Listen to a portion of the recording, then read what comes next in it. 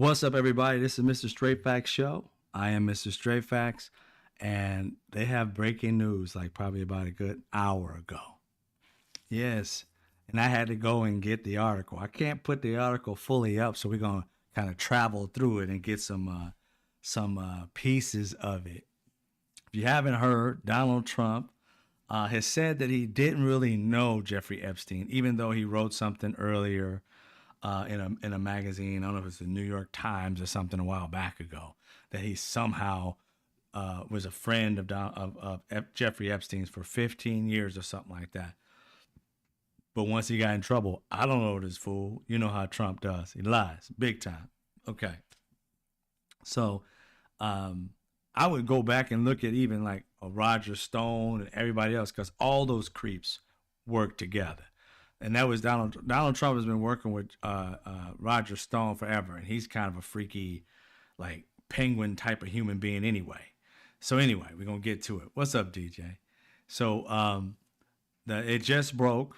Wall Street Journal. Now y'all know Wall Street Journal is owned by Rupert Murdoch, the dude who owns Fox. Which I don't know if they tipped him off before they wrote this shit. I don't know, but it's hilarious how it's coming from a Republican-owned magazine. It's not coming from something that Jeff Bezos owns or something that somebody else owns. And by the way, you got Elon Musk and a bunch of the other MAGA heads saying, "I don't believe it's Trump. It sounds fake." Yeah, the conspiracy heads are already trying to knock it down. You know, not too many things against Donald Trump at once. They don't like it. But it's not a liberal organization. It is literally the Wall Street Journal, Rupert Murdoch, the man who owns Fox, who is nothing but a propaganda wing. So you can't say this is, oh, it's so, left-handed or whatever. Liberal. It's not. All right, so we're going to move on to that, the article from Wall Street Journal. And we're going to read that. Because I had a whole show, but this shit broke. I've been tripping. I got to get back to it. It's crazy, y'all. I don't know if y'all had a chance to check it out. How you doing, Alice? I see you, Kristen. All right, so we're about to get into that first that article, and then I'm gonna give you some tidbits from Wall Street Journal. I went and purchased it. I don't even have Wall Street Journal. I purchased it. I can't put it out. I ain't trying to get sued, but I'll read little snippets from it because the news is covered so much. I'm gonna try and get the dirt. And there's other names in that book. Not to say that now he had friends and lawyers and stuff like that. They don't say they was in on that stuff, but that letter that Donald Trump wrote to this fool, and man, we're going to read it. We're going to read it. But let's get to this first. I didn't come up. Oh, there it is. But it took forever, didn't it? All right. This is is this Jeffrey Epstein's Wall Street Journal? It is. The wrong one, y'all. I've been got sued. I'm going to change that off real quick. Real quick. All right. Let me get the right one. I don't know why that one's up there. Thought I took that down. We're going to delete that. Your boy is going to delete that. All right. Variety. I'll get it right this time. All right. Variety right here. It says Trump was attempting to block publication of bombshell Wall Street Journal Jeffrey Epstein story. Let's get into it. Sources tell Variety that the White House attempted to block the publication of a Wall Street Journal article about President Donald Trump allegedly writing a letter. You know how he loves letters, those love letters he gets from people, men especially, to Jeffrey Epstein in 2003 that contains suggestive language. Really, the dude who grabs him by the you-know-what. The White House threatened, legal action against the paper if it went to print with the story, which published on the paper's website Thursday afternoon. According to the Wall Street Journal, the letter of Epstein's birthday, which was a part of an album from several people, we're going to get into those several people when I read you a piece of that article, is bawdy like others in the album. So they kind of always with this dude, it's kind of had like a freaky type of tone with him. It contains several lines of typewritten text framed by the outline of a naked woman. This is Donald Trump's version, his thing, which appears to be hand-drawn with a heavy marker. A pair of small arcs denotes the woman's breast, and the future president's signature is a squiggly Donald below her waist, mimicking her pubic hair. The letter concludes, "Happy birthday, and may every day be another wonderful secret." Mm, mm, mm. This man. I mean, I don't know about y'all. I ain't never seen one of the homies, and drew him a picture and all stuff like that. I ain't never did that to the homie. The homies, if he's got a card, he may got a hug, a little slap on the back. Ain't none of this shit happening. I'm drawing a picture. I'm doodling for the homie. It ain't happening. I love you, but I ain't about to doodle for you. That ain't gonna happen. This fool was doodling, and he says, "I don't know this dude. I have no clue who he is. I mean, we hung out, but yeah, it is so quick to just the denial and how these MAGA people, that if you go and see some of them responding right now, some of the top ones saying, "Oh, he doesn't write like that." Even Elon, I doesn't sound like him.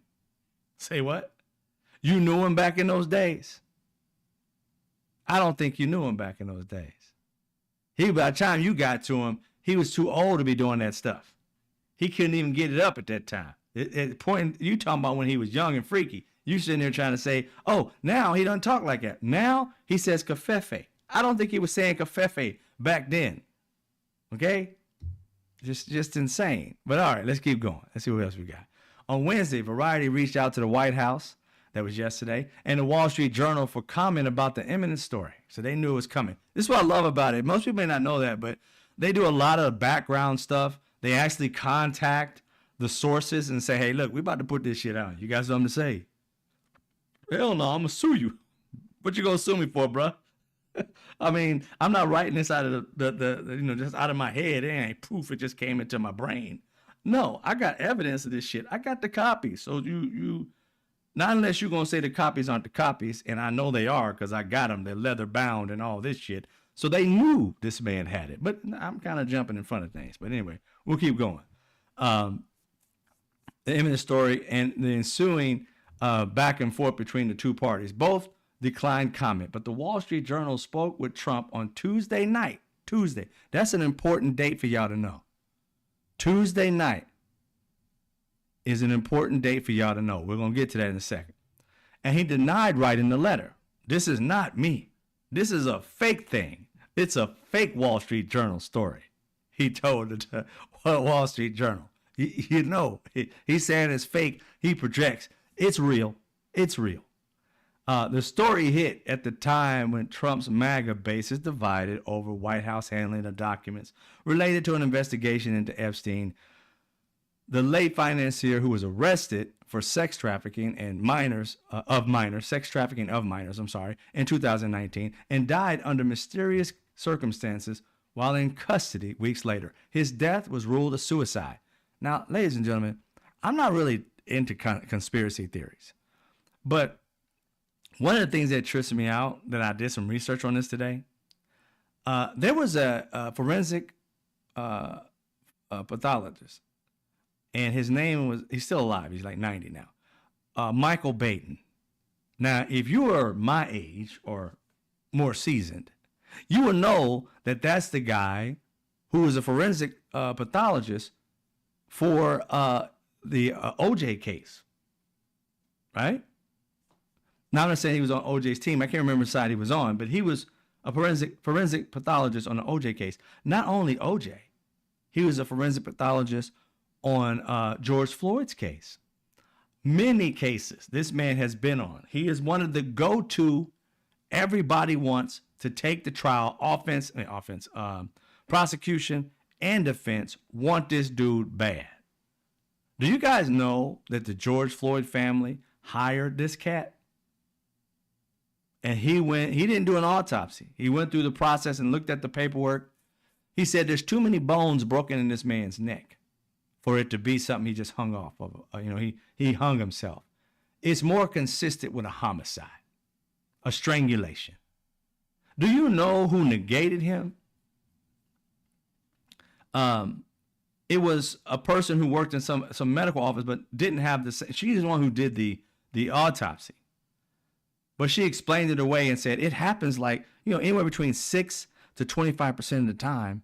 So, I mean, it could not have been. It could have been. You got a woman who did it or did this and says that 6 to 25% of the time it happens the way she said it.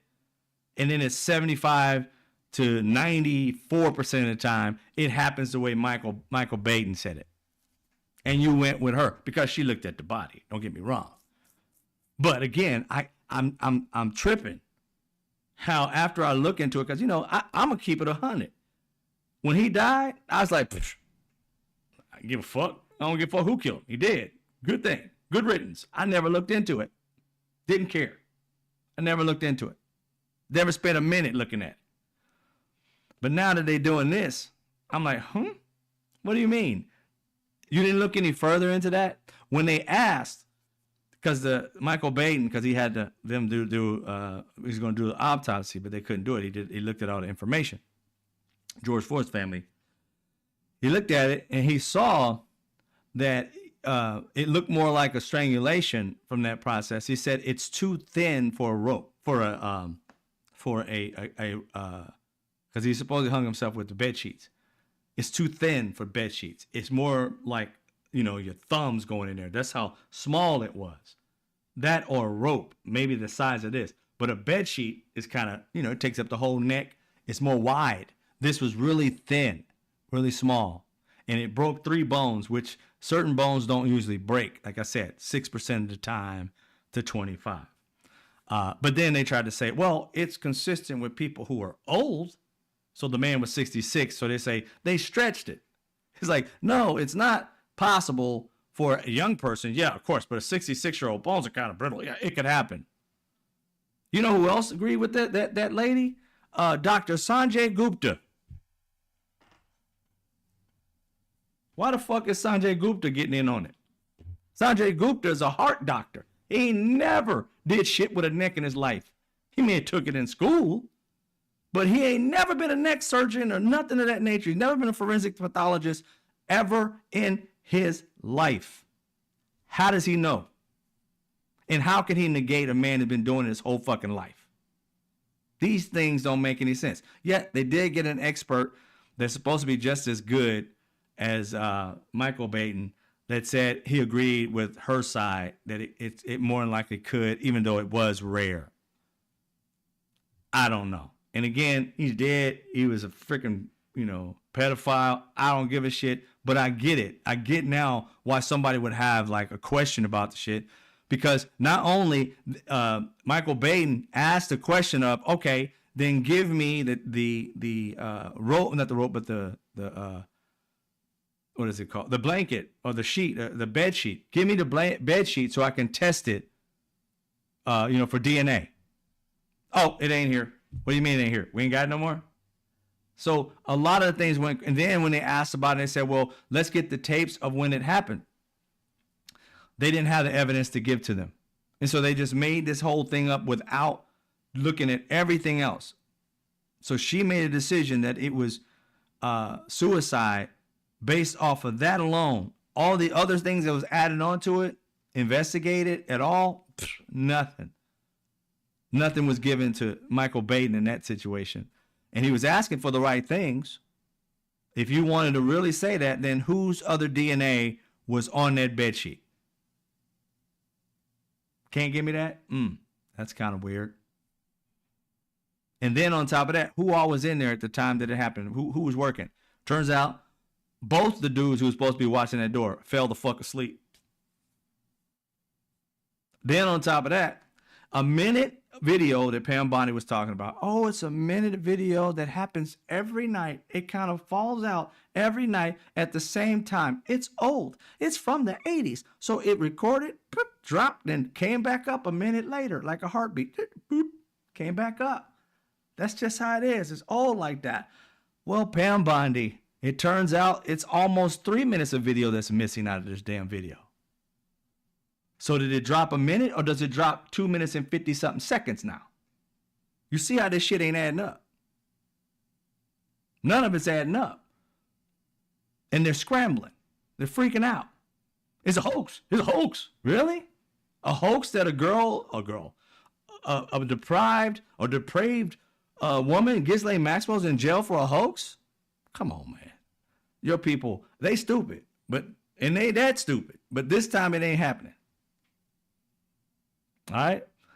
So I just gave you a little information I learned this last day or so about, I was doing some research on trying to find out more about how this dude died and why these MAGA people are so giving a damn about. I know they care about because of the women, the young girls, the children were raped and so forth, but they were also hung on him being unalived or killed as opposed to suicide. So I had to dig into that. So that's some of the information that I found.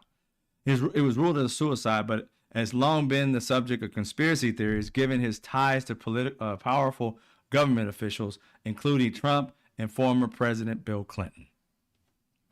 The letter at the center of the Wall Street Journal story predated Epstein's 2019 and his 2008. I ain't gonna go read all this stuff because it happened like, I think 3 or 4 years or something like that. Maybe 5 years, something like 2003. So yeah, 5 years, this Donald Trump thing, before he got caught. Epstein got caught. And it says soliciting prostitution from girls as young as 14. And they call it prostitution. That's one thing they try to use it, but it's rape. Ain't no prostitution. These girls did it because he was raping them. They thought they was going to give a massage. Most of the girls, you watch the documentary, the girls thought they were going to get a massage. Then they got raped. Then they came back, seeing as how he gave them like a Birkin bag, a couple $100, whatever. They would come back because, hey, I need more money. But after you get, raped, go watch the documentary. You'll see, or at least the biography or whatever it's called, Jeffrey Epstein's story. One of the girls reportedly had came into Epstein's site rather through Donald Trump's Mar-a-Lago club in 2008, months after the financier pled guilty to the solicitation. So he pled guilty and ended up meeting this girl in 2008 at Mar-a-Lago club. I thought Trump wasn't dealing with this fool after he got caught for being a pedophile and got that sweetheart deal. But it appears he picked up another girl that he ended up raping at Mar-a-Lago. Oh, did y'all know? I didn't know this. I found out today. I really was kind of sleeping on this whole thing because I really don't give a shit about this man. Just that certain things happen. But did you know what broke up the story that what broke up Donald Trump and Jeffrey Epstein? You would have thought it would have been the pedophilia, the pedophilia of 2008. She got caught up with it at Donald Trump's Mar-a-Lago that was referred to work with Epstein by Donald Trump's people and Donald Trump, she says. They broke up because Jeffrey Epstein was hitting on his daughter. He was trying to rape his daughter. He's trying to hit on her. And Trump was like, nah, you ain't about to hit the daughter. I ain't gonna go there. Because he always had his dreams of grandeur of someday him and his daughter getting together if he wasn't his daughter. But he talked about her like somehow he can make her not his daughter at some point. It was just sickening the way he talked about his own kid. But Jeffrey Epstein tried to get with his daughter, underage, I'm sure. And Trump was like, ixnay on the Epstein A. We ain't cool no more. You bringing it into my house. He's like, well, you think he's going to stop? You know his proclivities. And after you seen him go after your underage daughter, you knew. You knew then. You damn sure knew then. But no, it wasn't a big deal to you that you didn't say nothing about anybody. You didn't turn him in. You didn't kick his ass. He tried to hit on your daughter? Oh, he would have got his ass beat that day. Nah, he would have got stomped. He would have lost all his fronts. All of them, bottoms and tops. You missed them all. And you didn't do jack shit to him. That's because birds of a feather flock together. As long as it wasn't in your blood, you was cool with it. The MAGA backlash stems from Attorney General Pam Bondi's decision not to release the Epstein investigation files in full. Bondi's move opened the floodgates on the news cycle that has put Trump on the wrong side of some of his most ardent followers. Many famous backers of Trump, including Tucker Carlson. I haven't even seen Roseanne Barr. and Steve Bannon appear to have turned on the president in recent days over the White House handling of Epstein files. Others like Megyn Kelly, I heard Megyn Kelly has already kind of flipped a little bit when she saw this and said that it wasn't, she don't believe it's true or whatever. And Theo Vaughn, which I didn't know that much about that dude. Found out he's a comedian. He got his own show, I guess. I mean, his own podcast. Really famous, I guess, in podcast world. Have been more muted in their criticism, but still skeptical, and have spent hours on the subject on their various podcast platforms. I'm not going to read this, but Trump blamed Democrats. You know, he called it a scam. He called it a hoax. That was his post and all stuff like that. Let's see what else he got. Anyway, all right, that's enough for that. That's enough of that. Now let's get to what I was going to tell you guys. Okay, I told you to remember Tuesday. This past Tuesday, he fired Maureen Comey. That's James Comey's daughter. This past Wednesday, he fired her on Wednesday. That's James Comey's daughter. Now, everybody was speculating, why did he fire her? He had no reason to fire her whatsoever. And everybody was thinking, oh, he's just getting back at Comey. He's just getting back at Comey. He said, all this time, he could have been got back at Comey. But everybody in the news and other people were kind of saying, maybe that's it, you know. And then they said, oh, she was over the Epstein files. And she also did, P. Diddy. And she also did Ghislaine, how you ever say her name, Maxwell. So obviously she's a good prosecutor. She done prosecuted all three of them and done one on pretty much all of them. You know what I'm saying? So, or at least, you know, could have won on him, but he unalived himself, supposedly. But so everybody kind of attached it to Comey at first. Then they attached it to the fact that she represented all these people and she gathered all this evidence, right? And then you got Bondi saying, hey, there's no evidence, and everybody's freaking out. There's got to be evidence, and their people are freaking out. Donald Trump says, oh, it's a hoax. The hoax doesn't work. Everything Donald Trump has been trying to do to like quell this has not been working. It's just been growing and growing and growing. He called it a hoax. He figured that every time he says hoax, these fools just calm down, right? Nope, they want the red meat. They're trying to eat him, and he's in there trying to bring up everything. Then James Comey's daughter's gone. Maybe that'll do it, because they'll be like, oh, he got Comey back and he got in the deep state, blah, blah, blah, blah, blah. No. It's easier and deeper than that. Very easy. Donald Trump and his people were notified on Tuesday that this article of him sending some kind of letter that's provocative and his name inside on the outside of the vagina of a woman, of a woman that he drew, and his connection in that letter, the way he wrote the letter and what he said, which I'm gonna try to see if it's in this article. It sounded like they had a secret together. The dude he doesn't know. Supposedly they had some kind of secret about sexual stuff. A secret. That was going to come out because they told him that he was going to put it out. And what did Donald Trump tell them when they said that to him? I'm going to sue you for it because that's fake. It's fake news. It's fake this. It's fake Wall Street Journal article. Their response to him was, sir, we have a copy of the leather-bound book. It's actually the evidence that you hold at your particular office. We have it. But whoever it is who prosecuted, they didn't say who prosecuted, but the person who prosecuted, these people probably put it together. They said, we've seen it.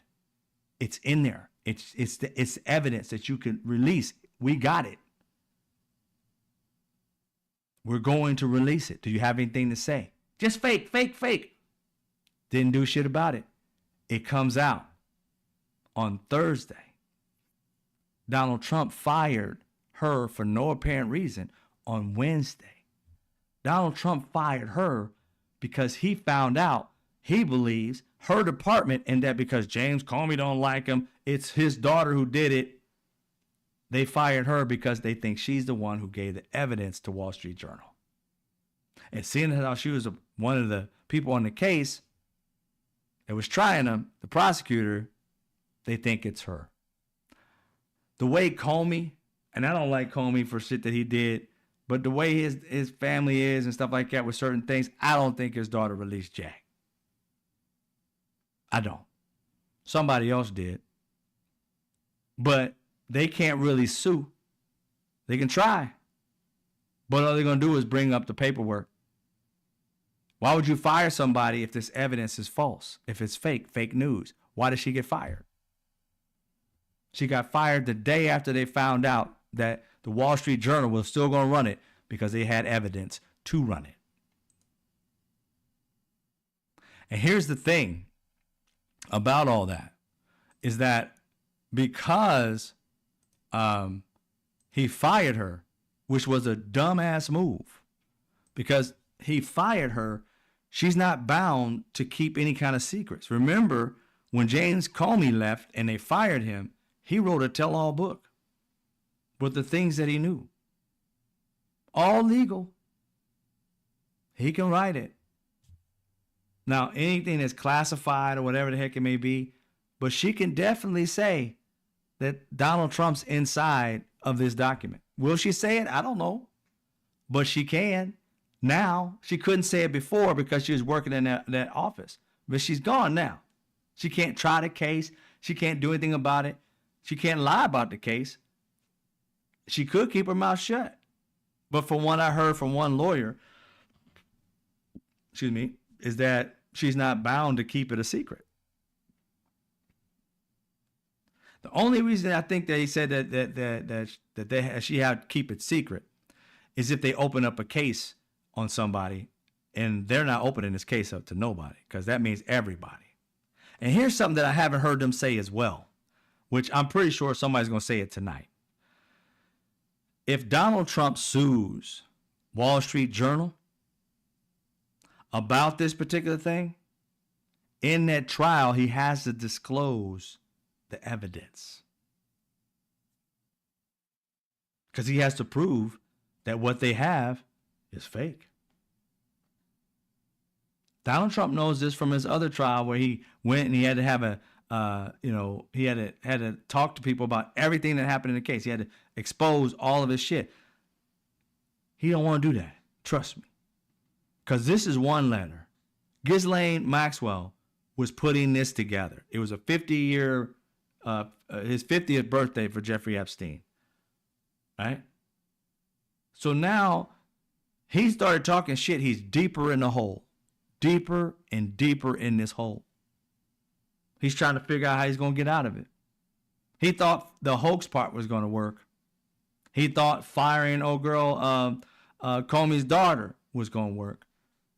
And every time he does it, it's crazy how my visuals is like that big gigantic bomb they dropped on Iran where it goes deep into the ground and blows shit up. That is happening to Trump. Every freaking day, he keeps dropping one of those bombs and it gets deeper and deeper and deeper. He ain't climbing out. Now, his little minions, I don't put too much like weight on any of them. But the reality is, many of them are pissed off. Oh, y'all, I didn't get the video. You can go check it out possibly. It was on Joy Reid's timeline. You might want to check it out. But the white supremacist guy, it's not Charlie Kirk. I forgot his name. The one that went to the White House with I forgot his name too. Anyway, he went to the White House. The racist, white supremacist. He went off on Trump, y'all. This man called Trump fat, stupid. You gonna trip when you see it. Nick Fuentes, and Kanye.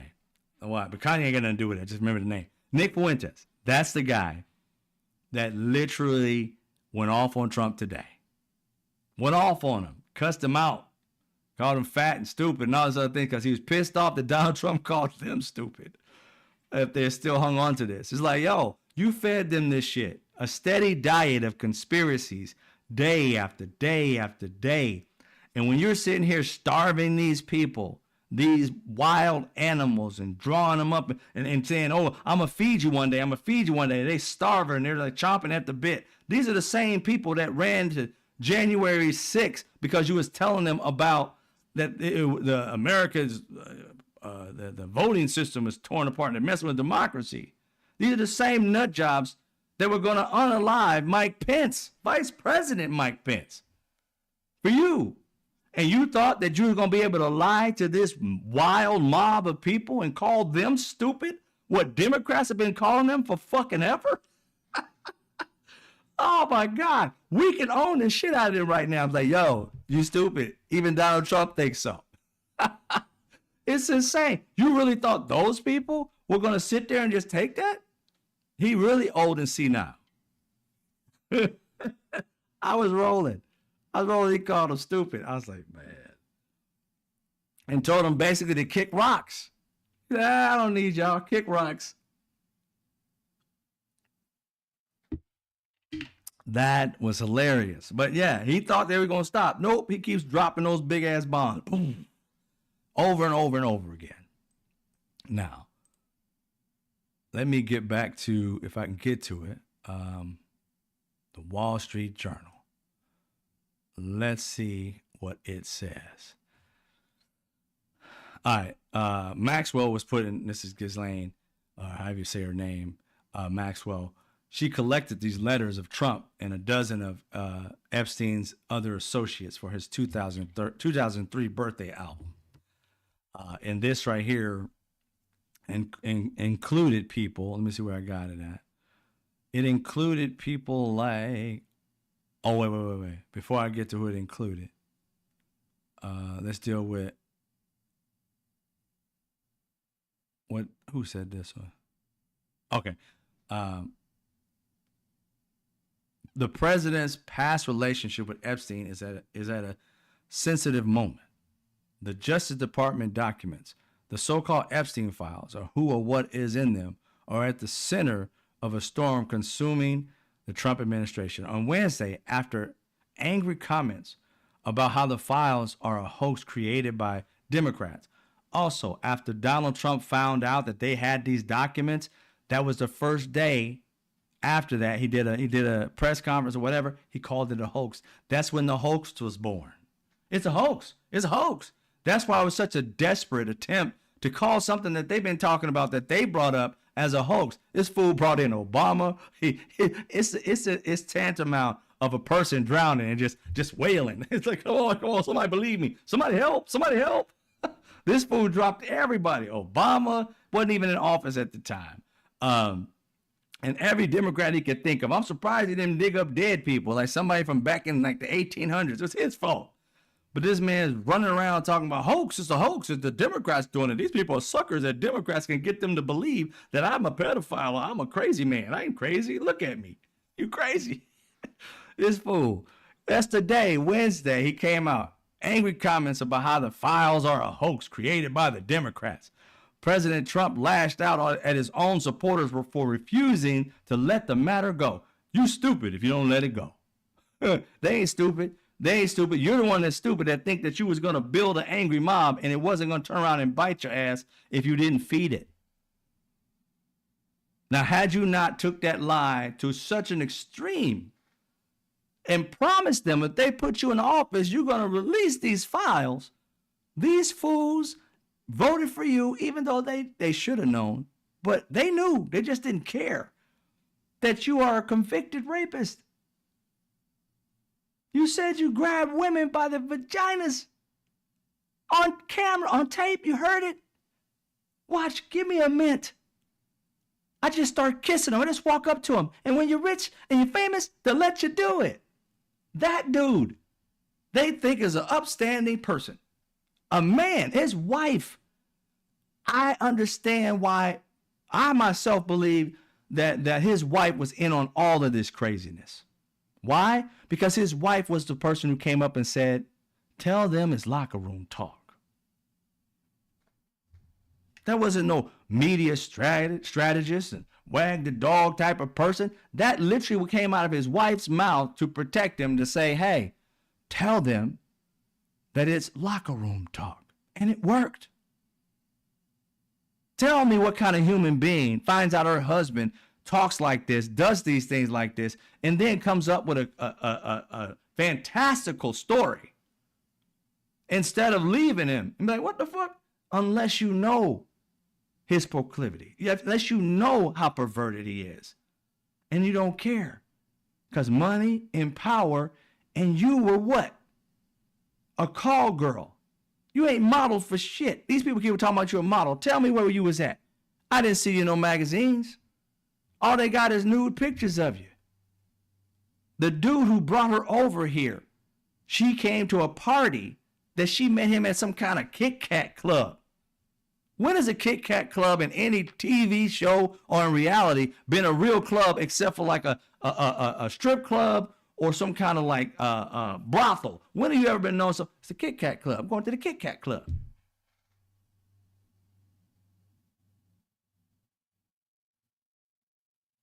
She came to this country not as a model. She came here as a call girl.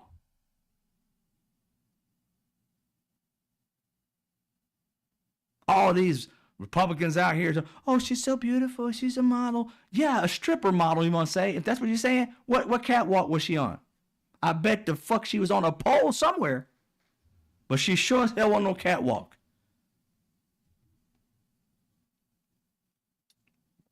This woman came up with the idea of saying, grabbing a woman by her vagina, because they just let me do it, as I'm a star, was locker room talk.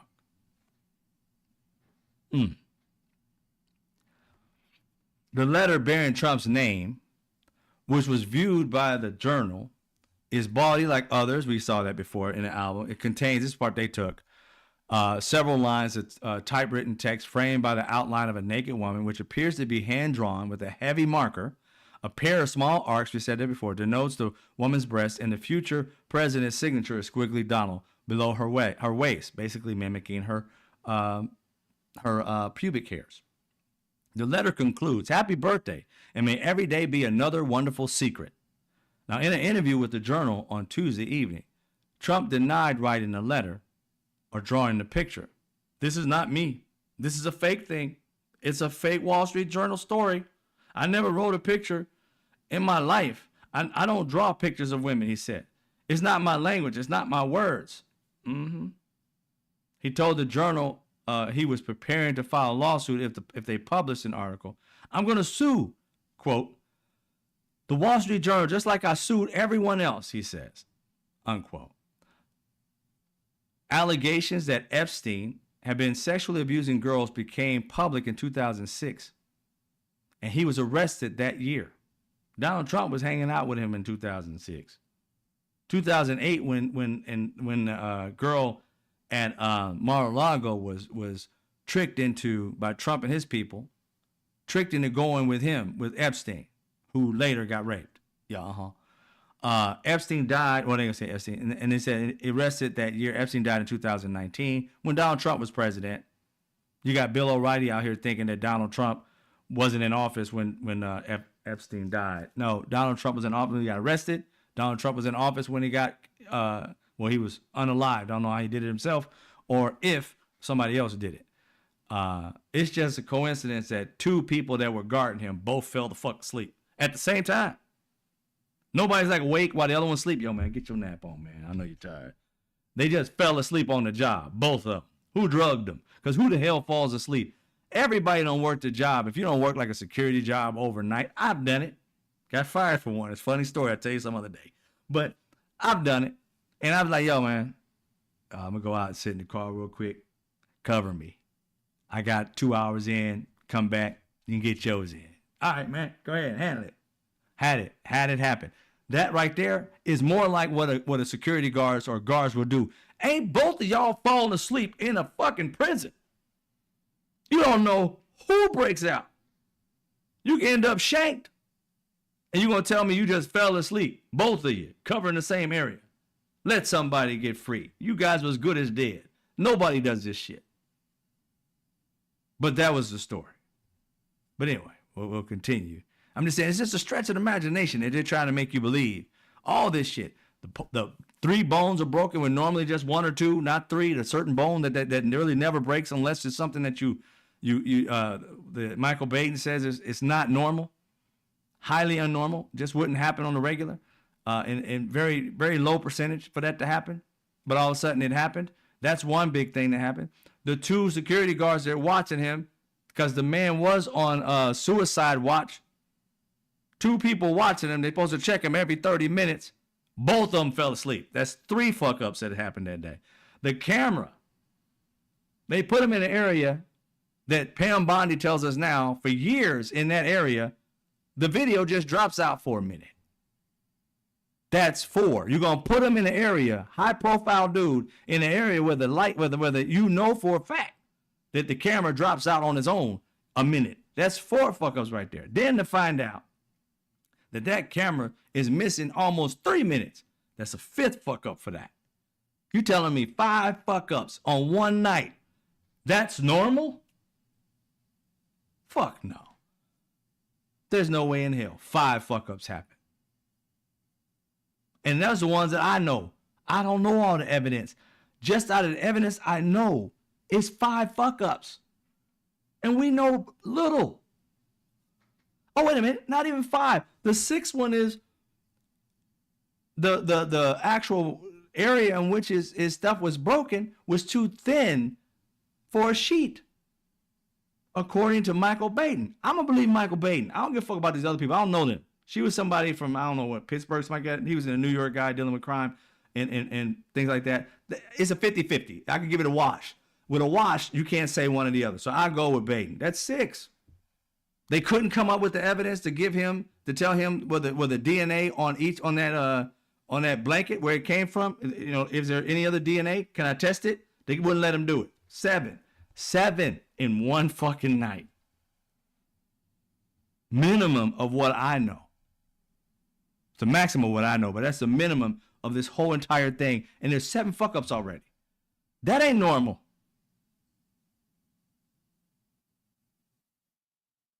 That is not normal. All right? And they make it seem like, no big deal. I'm like, if you fuck up this much, how do you guys try anything? How do you win cases? The Justice Department didn't respond when they asked for comment through Wall Street Journal. Okay, this album had poems, photos, and greetings from business people, academics, Epstein's former girlfriend, and childhood pals, according to the documents reviewed by the journal, and people familiar with them. Okay, now, these people who sent them this birthday card, Donald Trump's going to say this stuff is false, it's fake. So yours is the only one fake in the midst of this. All these people sent it. Ghislaine put it together, and she just pulled a fake one of yours and put it in there. Do we look like Boo Boo the Fool to you? I know MAGA does. But does the rest of the world look like Boo Boo the Fool to you? There is too much evidence of you guys fucking up that automatically has, hey, look, just start a case. Get somebody independent. Check it out. Don't take their word for it because they lying their ass off. They already done lied. They could have easily gave up some of this information and their people would never thought Trump was guilty. But now, this fool's scared as shit to bring stuff out. They even said do an independent investigation, right? Donald Trump said, nope, not going to do it. Okay, all right. Also, people who submitted in these letters was billionaire Leslie Wexner, attorney Alan Dershowitz, the one who was accused of raping one of the girls, but later on she said maybe it wasn't him. Oh, okay. And then he took it as he was exonerated. Maybe don't tell us that it wasn't you. Maybe tells me that she's scared and therefore she's going to sit there and say maybe it wasn't.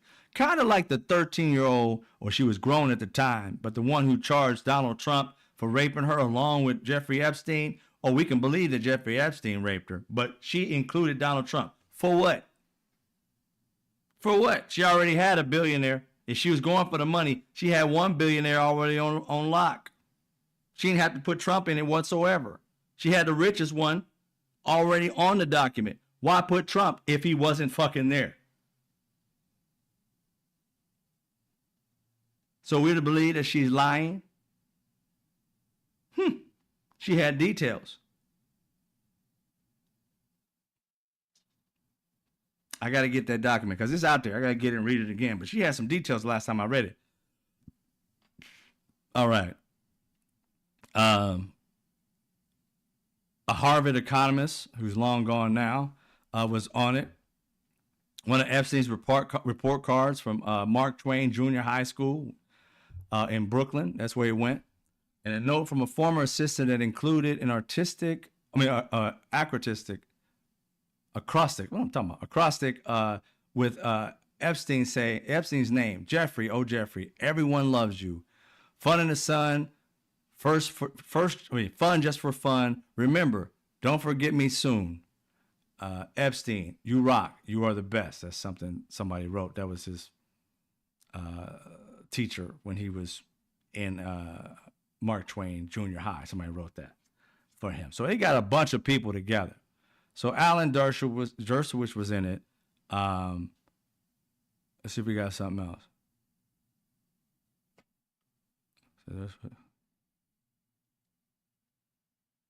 Dershowitz's letter included a mock-up of a Vanity Unfair magazine cover with mock headlines such as, "Who was Jack the Ripper? Was it Jeffrey Epstein?" He joked that he had convinced the magazine to change the focus of an article from Epstein to Bill Clinton. Dershowitz, who represented Epstein after his first arrest, said, "It's been a long time and I don't recall the content of what I may have written." So Jeffrey Epstein, during his first raping of girls, children, Alan Dershowitz represented him. So Alan Dershowitz is the one who helped him get that sweetheart of a deal. I wonder what Alan Dershowitz did to make that shit happen. Because we keep talking about the prosecutor, who was also a dirtbag. I've had one case in my life, and I know for a fact that the prosecutor and the defense attorney are more than likely cool as shit, or at least know each other, and they work with each other. And those two make the deals. They walk into a room and talk to each other. They know each other in and out. So how did Alan Dershowitz get this deal? I forgot the other guy's name at the top of my head right now. Get this deal with this prosecutor, because it wasn't Epstein talking to the dude. It was Alan Dershowitz that helped him get a sweetheart of a deal. The same dude that was accused of raping a child, who later said, "I think maybe it wasn't him."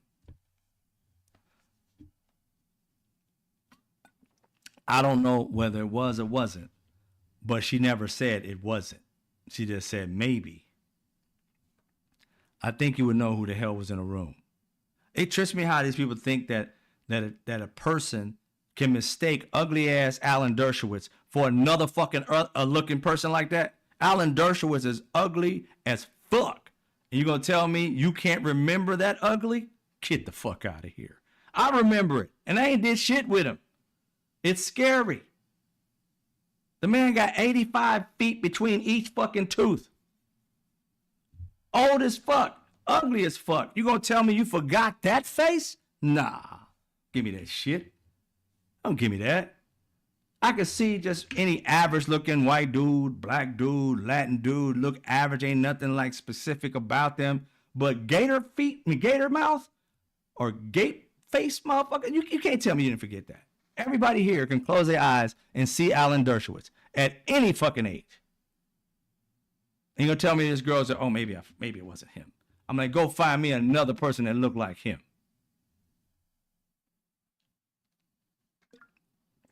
Go find him. And then I'll say, okay, maybe she was off.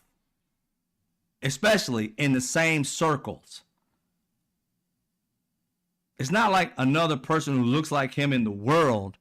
Another person that looks like him that hung out at Jeffrey Epstein's place. Tell me you got another one. On his island, there is an Epstein twin. Not Epstein, Alan Dershowitz twin. Tell me there's another one. I mean, these things are far like stretches of the fucking imagination for you to believe. There's another one that looks like him within Epstein's circle. I call bullshit. This isn't common sense, man. Things that you can just simply add up. You can't mistake that dude.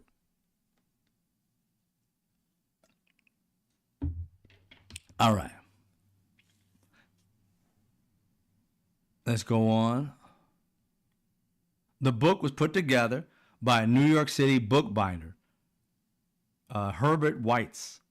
According to the people who were involved in the process, Weitz, who died in 2020, listed Epstein as a client on his website in 2023. So the guy who made this book put it together. He passed away. But they have these type of details, and Donald saying it's fake? Come on. I mean, these are the stretches of the fucking imagination. They just threw yours in fake. Then that means everybody else's had to be fake too. They just got yours from somewhere. Ghislaine decided, let me take this fake ass Donald document or drawing that you did with your name written in it. Let me take this fake ass one and put it in. You think Ghislaine put yours in, or this person's in place of you? Okay. All right. Stretch. It isn't clear how the letter with Trump's signature was prepared. Inside the outline of the naked woman was a typewritten note styled as an imaginary conversation between Trump and Epstein, written in the third person. Okay. This is what it says. Now, this is right here, the tripped out part. And it says, I'm going to read it for you. This is a voiceover, okay? Not either one of them. There must be more to life than having everything. This is what the note began. Then Donald, yes, there is.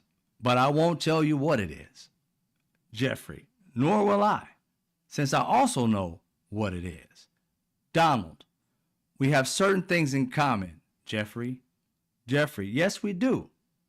Come to think of it, Donald, enigmas never age. Have you noticed that?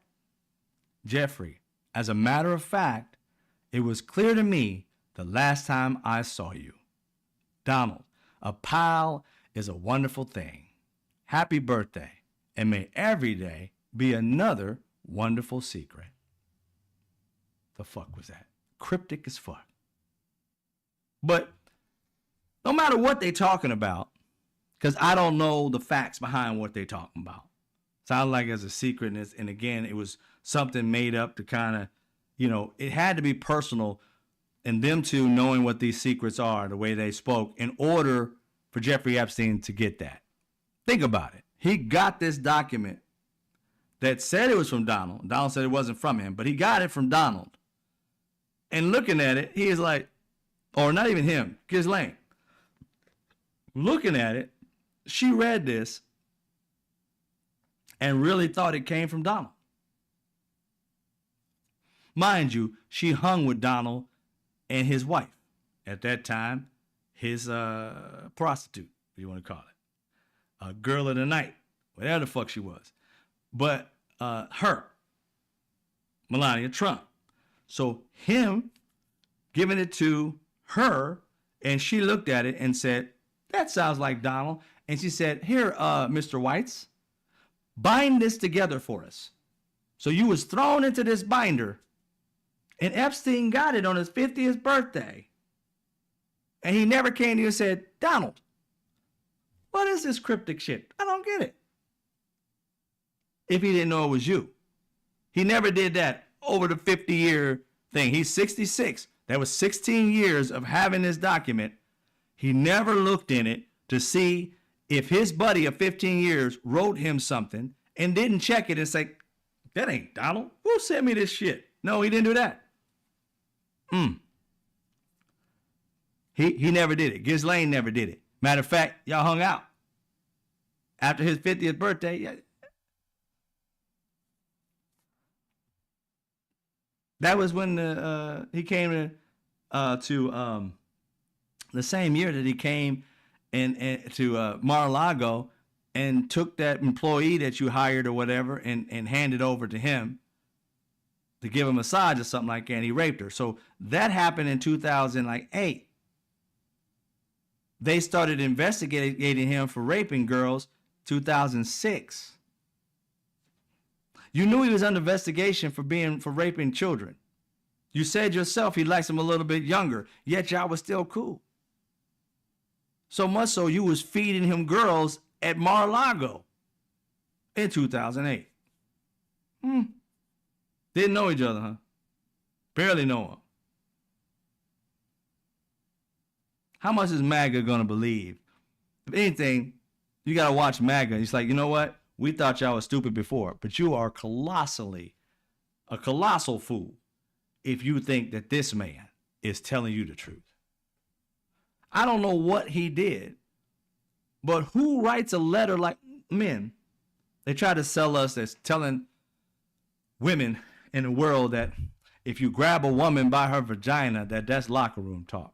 I have been in plenty of locker rooms, whether they be at the gym, whether going to the gyms like you go to, I ain't gonna mention no particular brand name, but the gym where you work out at and you pay a monthly fee, or the gyms where you went and played whatever, basketball, cricket, tennis, volleyball, whatever gym you went to as a kid, from a child to a grown-ass man in college, 20-something years old, going to gyms. I had never, ever, ever, ever, ever, ever, ever, ever in my life heard a conversation where a dude said, yeah, man, I just went up there and grabbed her by the vagina. She like it. Say what? Who does that? It must have been a gym filled with rapists, pedophiles and shit, because I'd be damned if anybody that I ever grew up with said that shit within my presence. But they allowed that to go through. Thought they was gone then. I'm like, who let that happen? Now this man is saying he didn't draw this. And then there was a guy I saw earlier today. I don't know if it was like on NBC or MSNBC or something like that. He used to be a prosecutor or something, or FBI agent, one of the two. He was working for the government doing something. He said, I didn't remember this, but he said there are 2 times that Donald Trump has drawn pictures and put his name in them in the past. He used to give out gifts where he would draw like buildings and stuff like that, and then he write his name Donald in it. 2 times in the past. This is his words. Other people validated it. I haven't looked it up, so I will look it up and find out for a fact. But he said that's at least 2 that he remembers. So it was a thing that he was doing back in the day. He doesn't do anymore. And I'm pretty sure MAGA don't know anything about it, because this shit was back in the 80s or something. Okay. Or not even the 80s. They came out, that was 2008 or 2008. Sorry. These people probably had no idea. Many of these people were probably in their 20s at that time, if that. And probably even less than that, to be honest. Some of them the younger ones, they weren't even born for some of them, or very young at the time, 4 years old. So anyway, Donald Trump says that this is fake. And now that you know that it was bound by a human being, and they said they have the bound like copy or something. I don't know if they got it on loan, or they got a copy of it, a picture of it. I don't know how they got this source, but they told him on the phone, supposedly, when Donald Trump said it was fake, it's like, it's not fake, sir. You got something to say? Because we got the actual leather bound, gift, and you're in it amongst with other people. Alan Dershowitz, and a few other people. Yours is fake and everybody else is real? Kind of hard to sell. So much so that Fox, Rupert Murdoch, his organization, was the one that actually printed it. He knew it was a moneymaker. He's just like, fuck it, I'm making money. Ain't no loyalty amongst dollar signs. All right. That was on his 50th birthday for Epstein. And all those pictures that you saw of, not all of them, but when you saw those videos, rather, of Donald Trump dancing and having a good time with Epstein, I didn't know where that was at. I thought that was on the island. That was literally at Mar-a-Lago. 1992, Mar-a-Lago.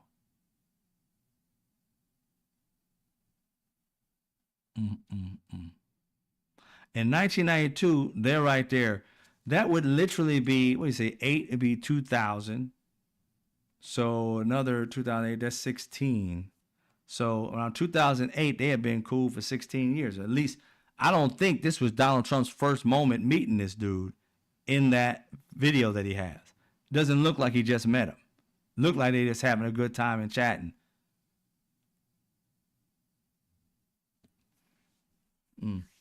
Anyway, so he may have had a longer relationship than that dude than he said he did. But in 2002, here's the thing. They did have a long relationship because here's the thing. In 2002, I thought this was later on. In 2002, Donald Trump was in the New York Magazine and he had this profile of Epstein, quoted Trump by saying, I've known Jeffrey or Jeff for 15 years. Terrific guy, Trump said. He's a lot of fun to be with. It is even said that he likes beautiful women as much as I do, and many of them are on the younger side. No doubt about it. Jeffrey enjoys his social life. That was 2002.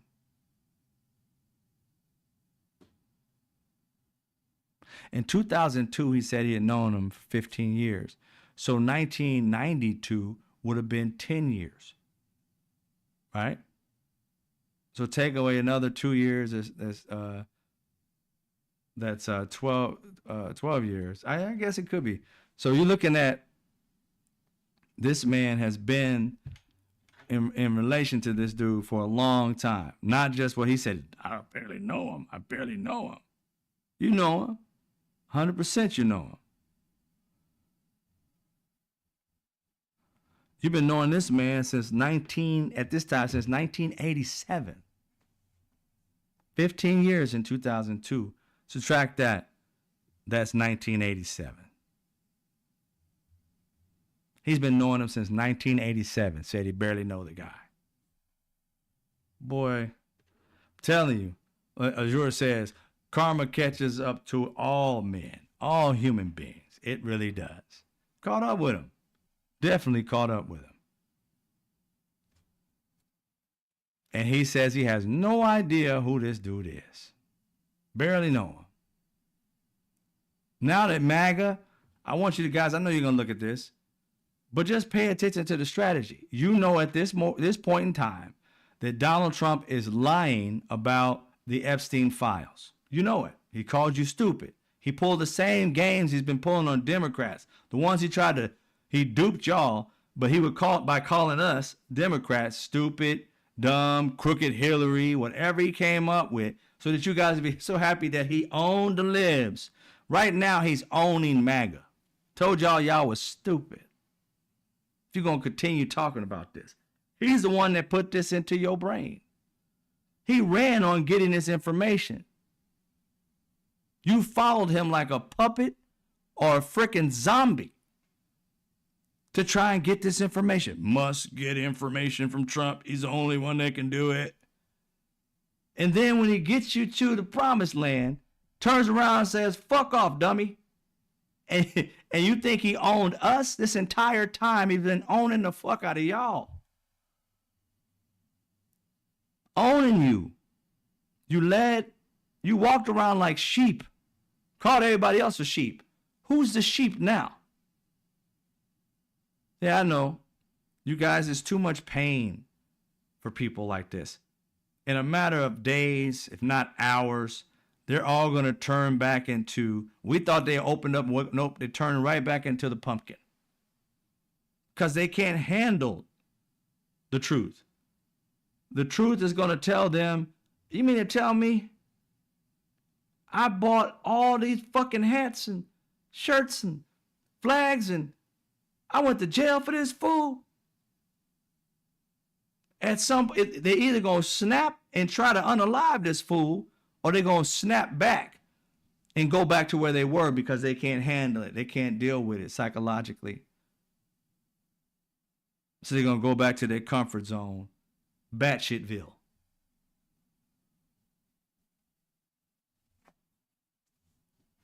I got my money on batshitville because they ain't going to be able to handle this truth. Reminds me of the movie. You can't handle the truth. Jack Nicholson. You can't handle the truth. Talking to Tom Cruise. They can't. They cannot handle this truth. They all freaking out on one side of it. They got other ones that's going to stay loyal because they knew it was racism the entire time. They didn't give a fuck about these children. They didn't give a fuck about that dude being unalive. They didn't give a shit about that. I want racism back. Those are the ones that are sticking nonstop to him. They have no other reason to stand by him other than that. Trust me, if Donald Trump came out and said, you know what, let's forget all this. Let's put the Latin people back. Let's put all this stuff back. I'm just going to rule on economics and stuff like that. Then they would unalive him. Because the racism is the strongest part of what Donald Trump stands for. The white nationalists. If he pushed them to the curb, it's a wrap. He's going to start talking now more overtly racist. He's going to have to bring out the racism and say, what's more important, Epstein or our cause for white America? For white people to be back empowered again and be respected again, or you guys to lose the thought, the process, lose the point of what we've been trying to do. Don't you see me fucking up these Latin people's lives? Don't you see my white love? And you all fucking it up over this jerk? You see what I'm doing? So what if I'm a pedophile? So what if I'm a rapist? So what? We got bigger plans over here. Remember, we're forcing women to have babies. Even when they're like 14 years old, we don't care if they get raped. We don't care. They got to have white babies. White power. Come on, wake up. Get to the point. White power is it.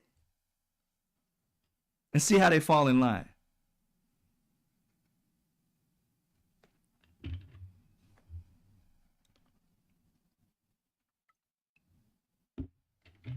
See how they fall in line. That's what he's going to have to get up to. He's going to have to go that direction to get these people up off of him.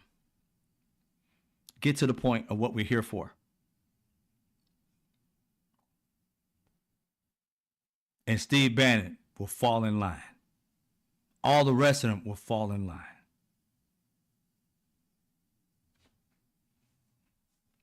We'll see. I could be wrong, but I doubt it. I hope this is the moment they wake up and see that they're on the wrong side of history. But look how many times they haven't woke up.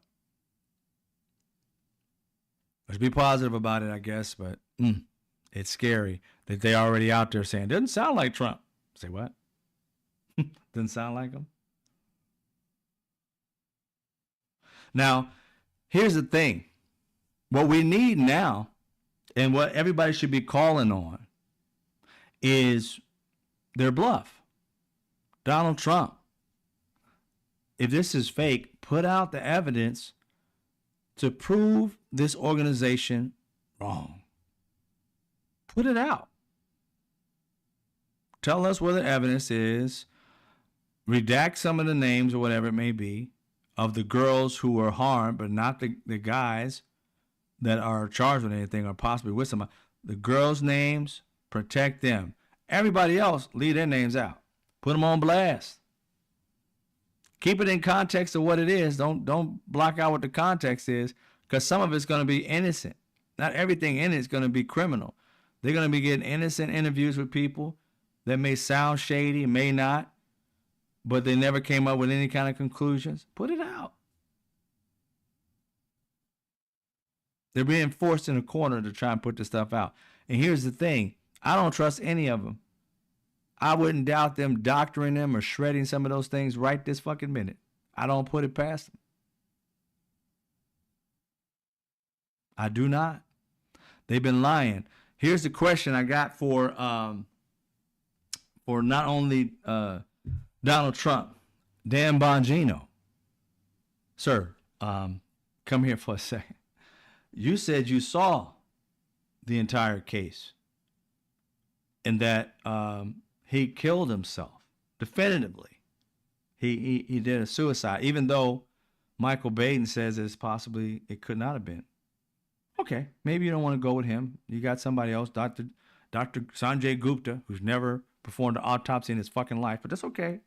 He can deal great with the heart, but somehow he got his 2 cents in on this. Don't know how that happened. But let's go with that one lady and Sanjay Gupta and the other guy from Pennsylvania, Pittsburgh, yeah. Let's go with that. Not George Floyd's people. So Dan Bongino, you said you saw it. Was this document in it? You would know. Pam Bondi. Was this document there? Did you see it? Are they making it up? Was it fake? Let's get all of you, and let's not just ask you on news. The Democrats, you need to have Pam Bondi, Kash Patel, Dan Bongino swear and come to a meeting with you on live TV. We can watch it on CNN, C-SPAN, whatever the hell it is, C-SPAN, and question them. The next time they have a question that they have to do their job and have to come before your committee, ask them the question if that document is real and where is it at? Is it true or is it false? Under oath, what is it? They're going to obfuscate, but here's the thing. The more they keep this in the news, the more they're going to have to do something about it. See, Donald Trump's trying to wait it out. He don't want to say nothing, but he has to every day because people keep coming at him. I got to go check it out. I didn't get a chance to watch the presser today, this morning, but supposedly there was a plethora of questions about this. And, Levitt, Levitt, dodged a lot of them, but I don't know how she dodged them. I just heard from someone saying that. So I'm going to watch it, but after I get off air, I'm going to watch that in its entirety and see how many times she obfuscates and how she does it. Because they need to bring Kash Patel, because he said he saw it. Pam Bondi, of course she saw it because it's on her desk. Dan Bongino said he saw it.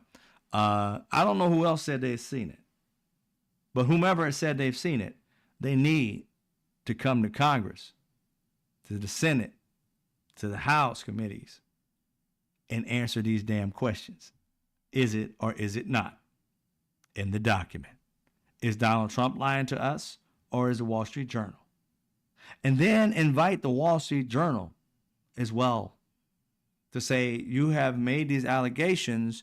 Do you have proof to back them up? If you can do that, I don't know what the law allows and doesn't, but these are the things that I would like to see as an American citizen. You guys know the laws, but I would like to see them bring it forth and have the document in your hand, Congress, if they so give it. Have the document in your hand and say, does this match anything like you got in the files? You said you seen them, Kash Patel. You seen all of them. Is that in there? He plead the fifth or whatever the fuck he's going to do. Dan Bongino, is it in there? Pam Bondi, is this in there or is this made up? This is not the time, Democrats, to fall back. And I ain't saying that you are. I'm just saying one of you, if not a bunch of you, should be putting on the House or the Senate floor, not next week, tomorrow, and next week if you have to. Put on the floor that you guys want to talk and bring these people into the House and Senate and ask them pertinent questions about this particular case. When you see Mike Johnson say, oh, I'm not going to bring it up. Oh, the next time he's on any news or walking down the hallways, you news reporters, the White House correspondents, you got to lay it on him. Why aren't you having these meetings? Or is there something to hide? And don't let up. Don't be giving that and he tosses around and gives you some little bullshit answer. No, the next day after that, you still haven't talked about it. You gave us some little whack ass statement, but where is it? Him going to the elevator. Excuse me, sir. I think the American people want to know, because we do. Listen, Democrats, House and Senate, listen, we want to know bad. So don't have no doubts. Just go for it. And put it in their face and let them come up with 45 lies. Because each one of them is going to have it. And on top of that, if they're not going to charge someone with this particular case, the House and the Senate Democrats ask for this case to be given to you so that you can see it. Maybe not the American people, but you can be the voice in the eyes of the people until we do get access to it. You ask for it. See if they give it to you. That's an additional denial to give you something that oversight people are supposed to get anyway. Do something. Just don't sit around doing nothing. You got to ask these questions, Democrats. You got to ask these questions, mainstream media. Nobody's asking you to make a definitive yes or no, innocent or guilty, but ask the questions we want to know. We give two shits about the questions that you want to ask. These questions you want to ask is not what the people want to ask. Y'all be asking some of the whack ass questions sometimes. Not all the time. I ain't gonna disrespect you like that, but a lot of times. And your follow-up questions are often trash. Ask them legitimately the next question behind that puts them in. First one's gonna put them in the corner. The second one's gonna blow it off the map. Don't put that second one being a weak ass question.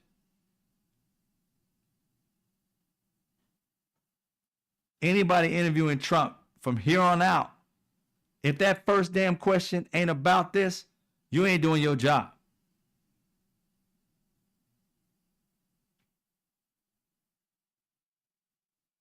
We know Donald Trump is doing other crooked shit. We understand that. But those are happening and nobody's doing anything about those.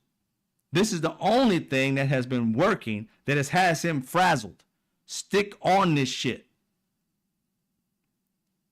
Keep him frazzled. Keep him on his toes. Keep him making lies up. Keep his people having to lie for him. Keep him having to tell MAGA that they're pieces of shit for believing in facts. Keep doing that.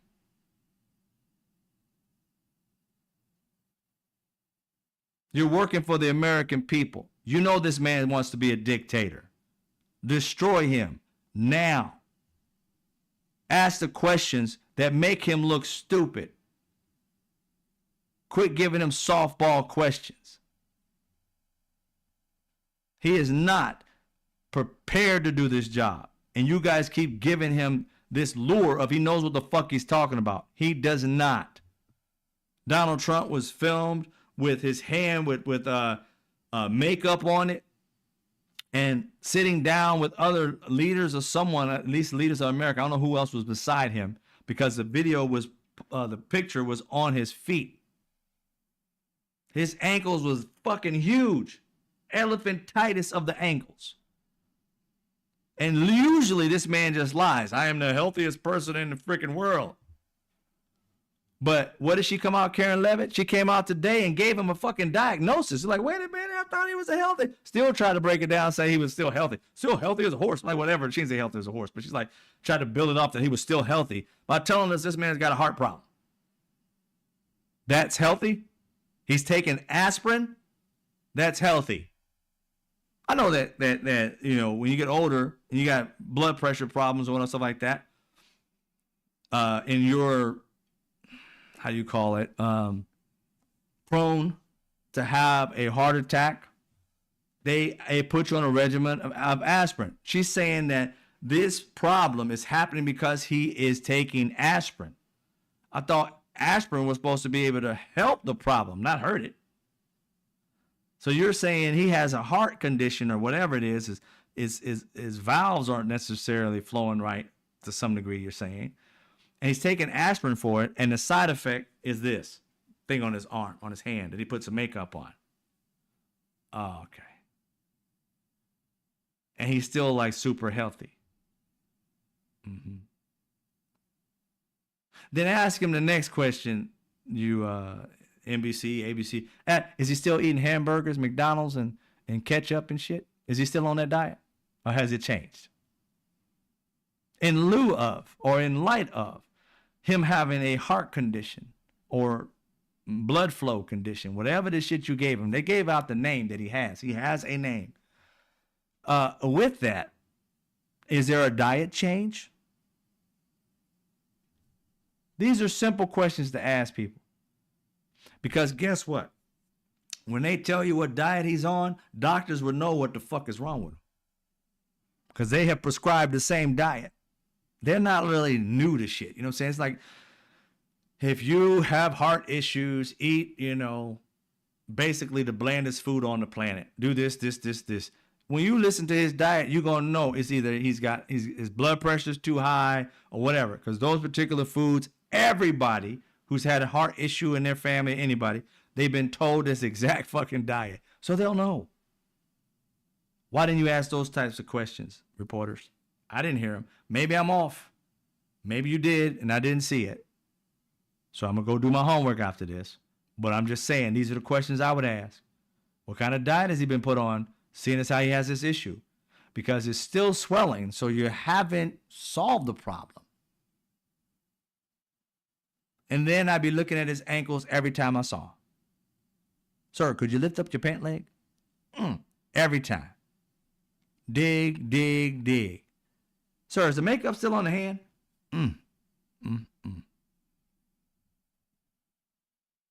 Those are the things I'd be digging on him. Makeup hand. I would start giving him names that he hates giving people. So, he hates that people give him. He gives everybody else. Crooked Hillary. We got makeup Trump. All right? Powdered hand. We call him something. Just keep calling him names about his hand. And I wouldn't normally do this for someone who's elderly just because they're elderly. That ain't a nice thing to do. But Trump, fuck him. He done did it to everybody. It's about time he get it. The bully is finally getting bullied. And he's backing up in the corner, and I guarantee you he's going to call uncle. Ain't nobody going to stop. This man has never stopped. You don't deserve to have somebody ease up on you. You've never eased up on anybody. You haven't paid people. People have lost their businesses, unalived themselves because you took them to the poorhouse and never paid them. Bankrupted places and had people file bankruptcy and shit, but you claim you never had it, even though you've bankrupted 6 casinos. Somebody went under for that shit, but you just happened not to.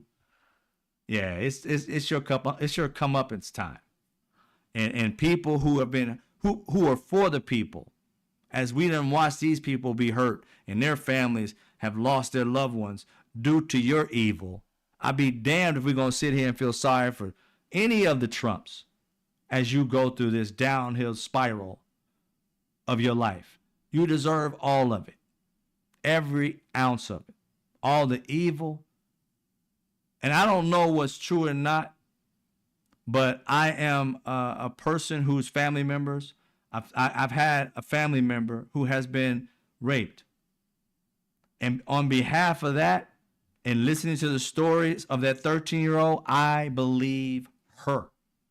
I'm not in a court of law. I'm in court of public opinion. I believe her. No woman has those types of descriptions of being raped, details, and it never happened. I don't believe that. I believe her. And so you have been a horrible human being because you done said you done walked into pageants with 13, 14, 15, 16-year-old children, and you walking in there all naked and they look good and stuff. And I can do that, because I own it. You laughed about that shit on a talk show. You grab them by their vaginas. They let you do it. You have been a pervert. You've been accused of rape and sexual assault. You done lost the case to sexual assault, which a judge said can be called rape because you pulled the woman's whatever to the side and stuck something inside her that she didn't ask to be done while she was in a dressing room helping you get something for somebody, your wife, your girlfriend, whoever it was at the time. She was helping you out being nice. And your story is, she's not my type. It's a hoax. Really? But she knew. She had the dress still with your little cells on it. So she made it up even though she had a dress that had your little cells on it. Hmm? Your roosters are coming to roost. And you deserve every fucking ounce of it. I'm here for it. Got the popcorn, might grab something to drink. And I'm watching this spiral. Because every time you fall, I'm celebrating the women who had to go through their entire lives to deal with your shit. You running around here getting celebrity while they're over there going broke, having mental issues. You was happy after you done did this to these girls. You lived the life. They lived the pain. It's time the pain hits you. So no, I will not be celebrating anything like, of Donald Trump's ever. I would not be sitting here saying, oh, Donald Trump's, he could be wrong. No, Donald Trump is guilty about everything. I don't need evidence. There is no way 20-something, 26 women, a child, and hanging around with a master pedophile, you are not innocent.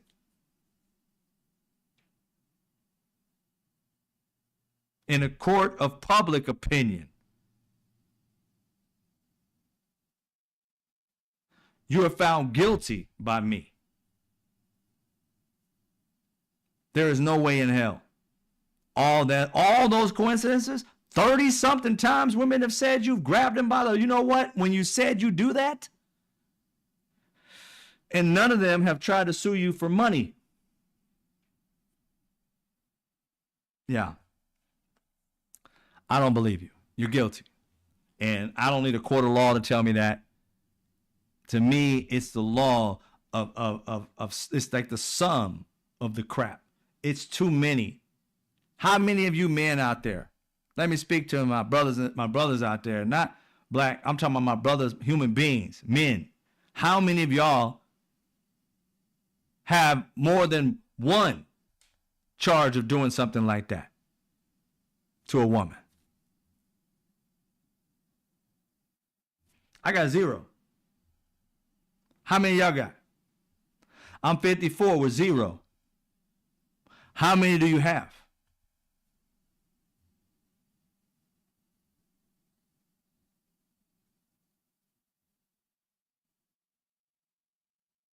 You're telling me this man has at least, I would say, close to 40 people that have blamed him of something of that particular thing? And you think all of them came out, though?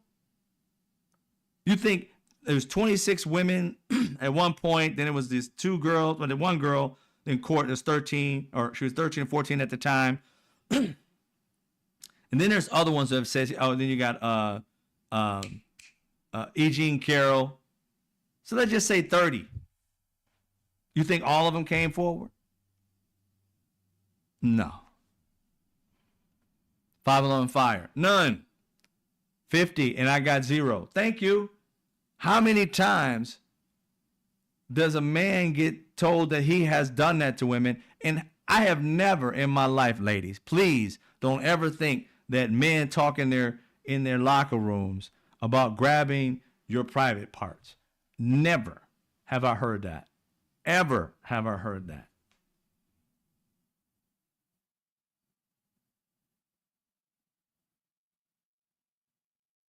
And I got celebrity friends. None of them heard that. At the time that it happened, I'm like, y'all do that? Man, I don't do that shit. I never did nothing like that. This person said, you really don't have to. Why would you need to do that? I mean, just about, he's like, I know a singer. I know a couple athletes. It's like, dude, and first of all, why would you want to do that? But when you're like this, you can go and talk to just about anybody. And if they're a fan of yours, you could do whatever you want to do, but not to them. Like, they want to do it to you. They're grabbing you. You got to turn them down. You don't freaking have to go seek nothing.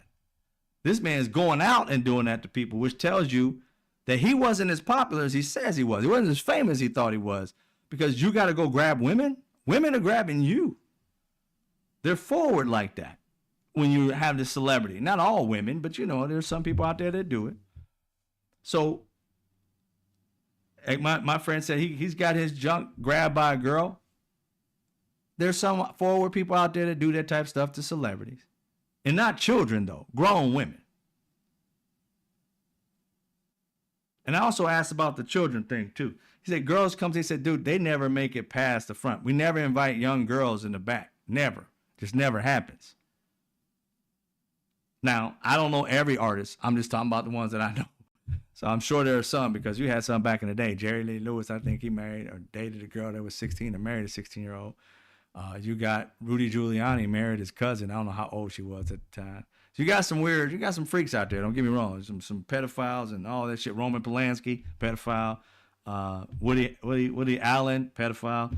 I mean, you got all those. But I don't know about everybody. But I'm just saying on average, we ain't like that. Please don't believe that shit. Please don't believe that. I was molested all through my childhood from 3 to 10. I'm so sorry.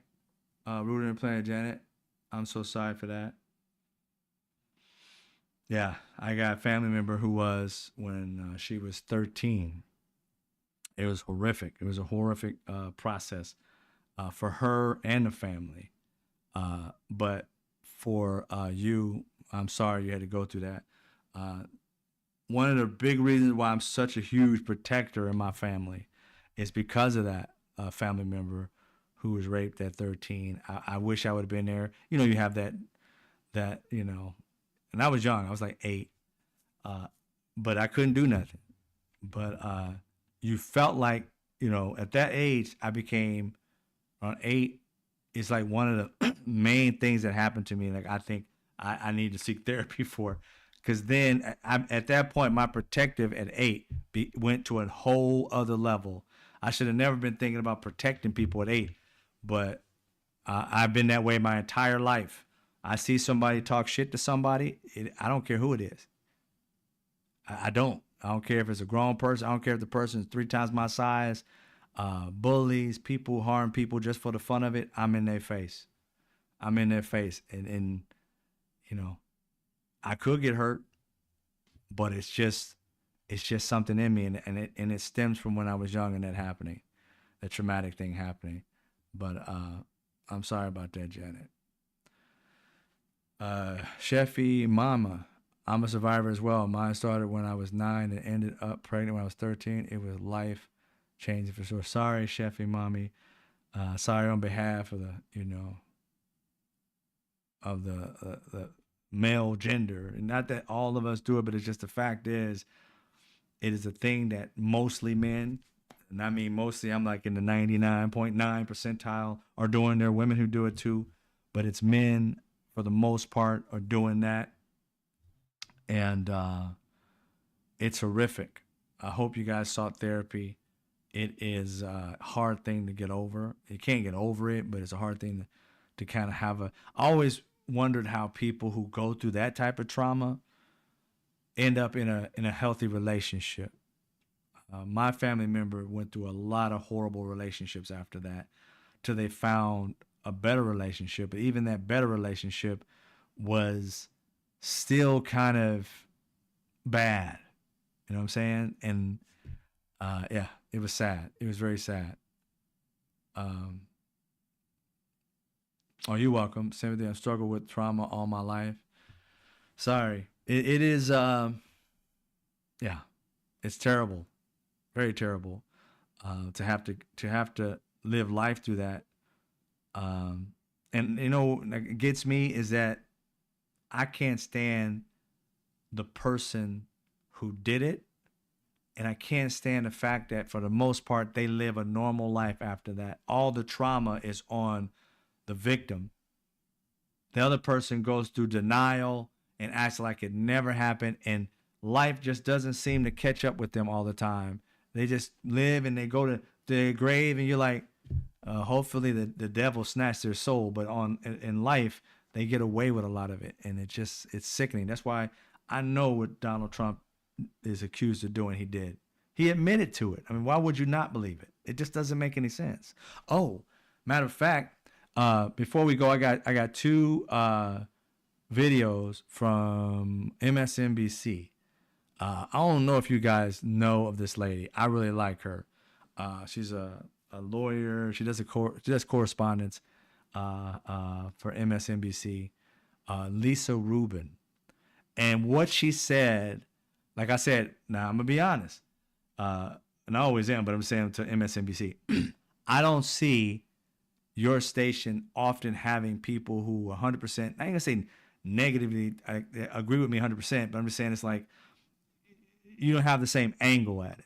You always give the benefit of the doubt on stuff when it's very like, black and white. You guys a lot of times throw gray and shit. And I know it's not to get sued or whatever, but call a spade a spade. Quit calling spades hearts or some shit. It's just sickening to see that you can watch Fox and these fools will lie from the moment the Fox logo comes on to the end when they say have a good night. They done lied all the way through it. No made up shit. Don't threw some fairy dust on some shit. And it ain't none of it true. And they don't have a problem lying to your face. And then you guys, I ain't telling you to lie. You have a problem with telling the harsh truth. I mean, A plus A, you know what I'm saying? When 1 plus 1 equals 2, you guys be like, well, it could equal 1.5. No, it's 2. You don't have to have evidence to prove something. You ain't got to say it's a definitive. You can say this is what it looks like. But we don't have the actual facts. And they do that sometimes too. But most of the times, what Lisa Rubin said today, and I'm going to play it all. It's about 3 minutes, and then we're going to get out of here. But this is what she said.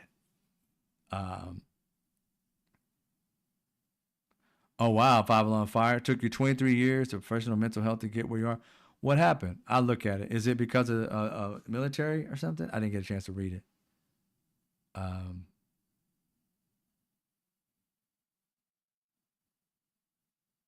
Alice early. I'm tired of America protecting wealthy criminals, especially in power. Yet you want my vote as a law-abiding citizen.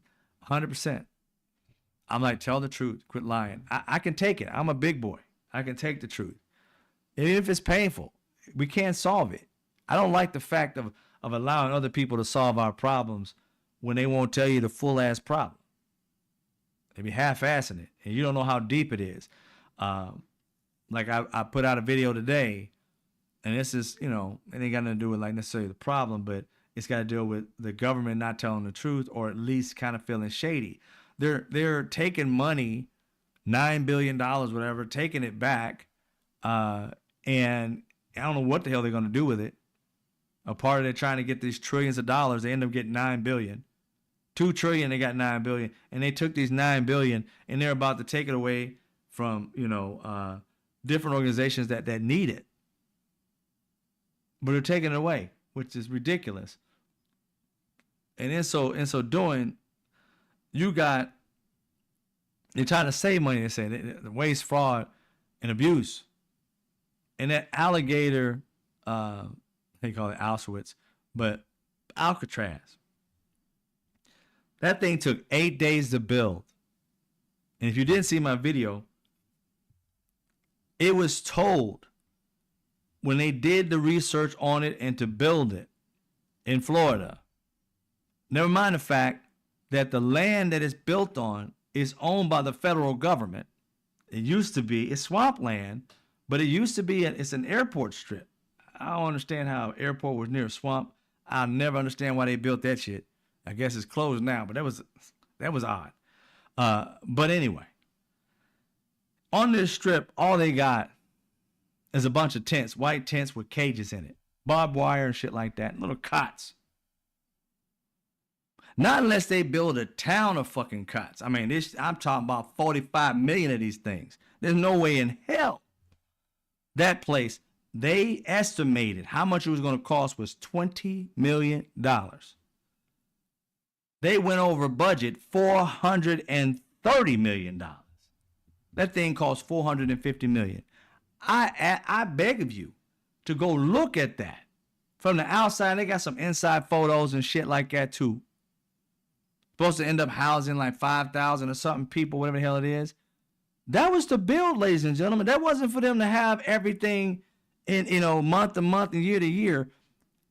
And this investment they did into this, They're going to take money from the FEMA fund. This is what they're asking for. To take money from the FEMA fund, right? And not the FEMA fund for like the people who get the money and stuff like that when they have, like in Texas.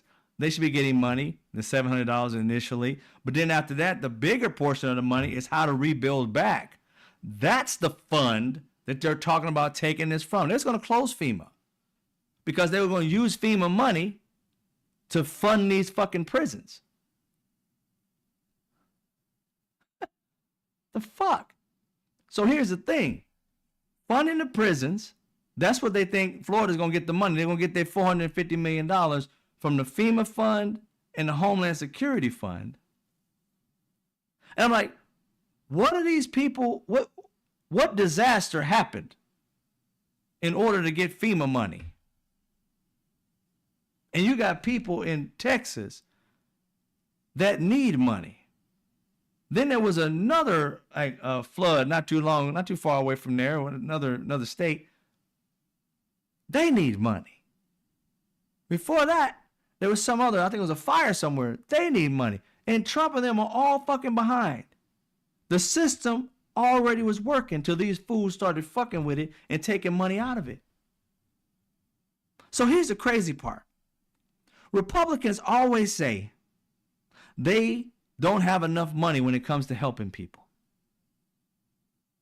Healthcare. 17 million people are going to be off healthcare by 2027. Cut your healthcare. Well, what's going to happen to these people? They have no other plan to help them. Are you creating a bigger Medicaid? Nope, you're taking from Medicaid and Medicare. So you're not going to help them with insurance. You're not going to help them with any kind of subsidy. The ACA people, December 31st, no longer going to have 4 million of them are no longer going to have the subsidy. So they're going to lose their insurance because nobody's going to be able to come up with an additional $600 to $700 or even more per month when they're only paying a small amount through ACA.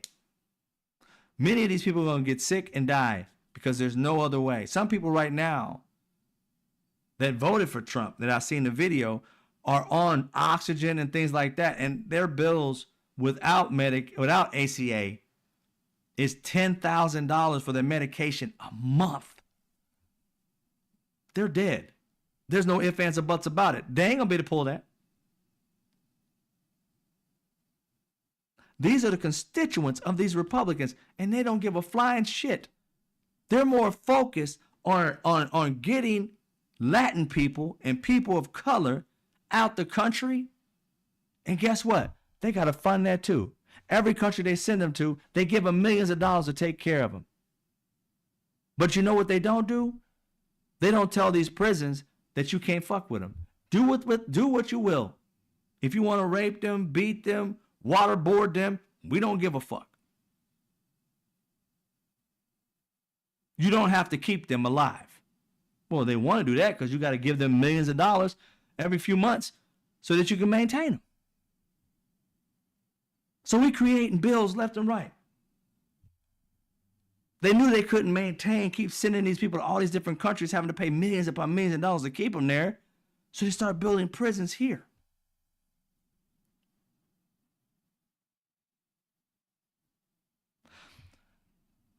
This regime, when you talk about Republicans, when it's talking about helping people, they always saying, we don't have the money for that. How are we going to pay for that? Health care for all? How are we going to do that? Can't do it. Ain't no way in hell we can do that. They ain't got enough money for that. You've got $450 fucking million to build a tent fucking city with cages that's going to need millions of dollars to run on top of that. The 450 was the building part. The millions of dollars every year is the feeding part. Not just the enslaved people that you have there. They're getting fed with food with worms in it. But the officers are getting fed steak, whole fucking chickens each. Who's going to maintain that shit for years? How many millions is that going to cost us?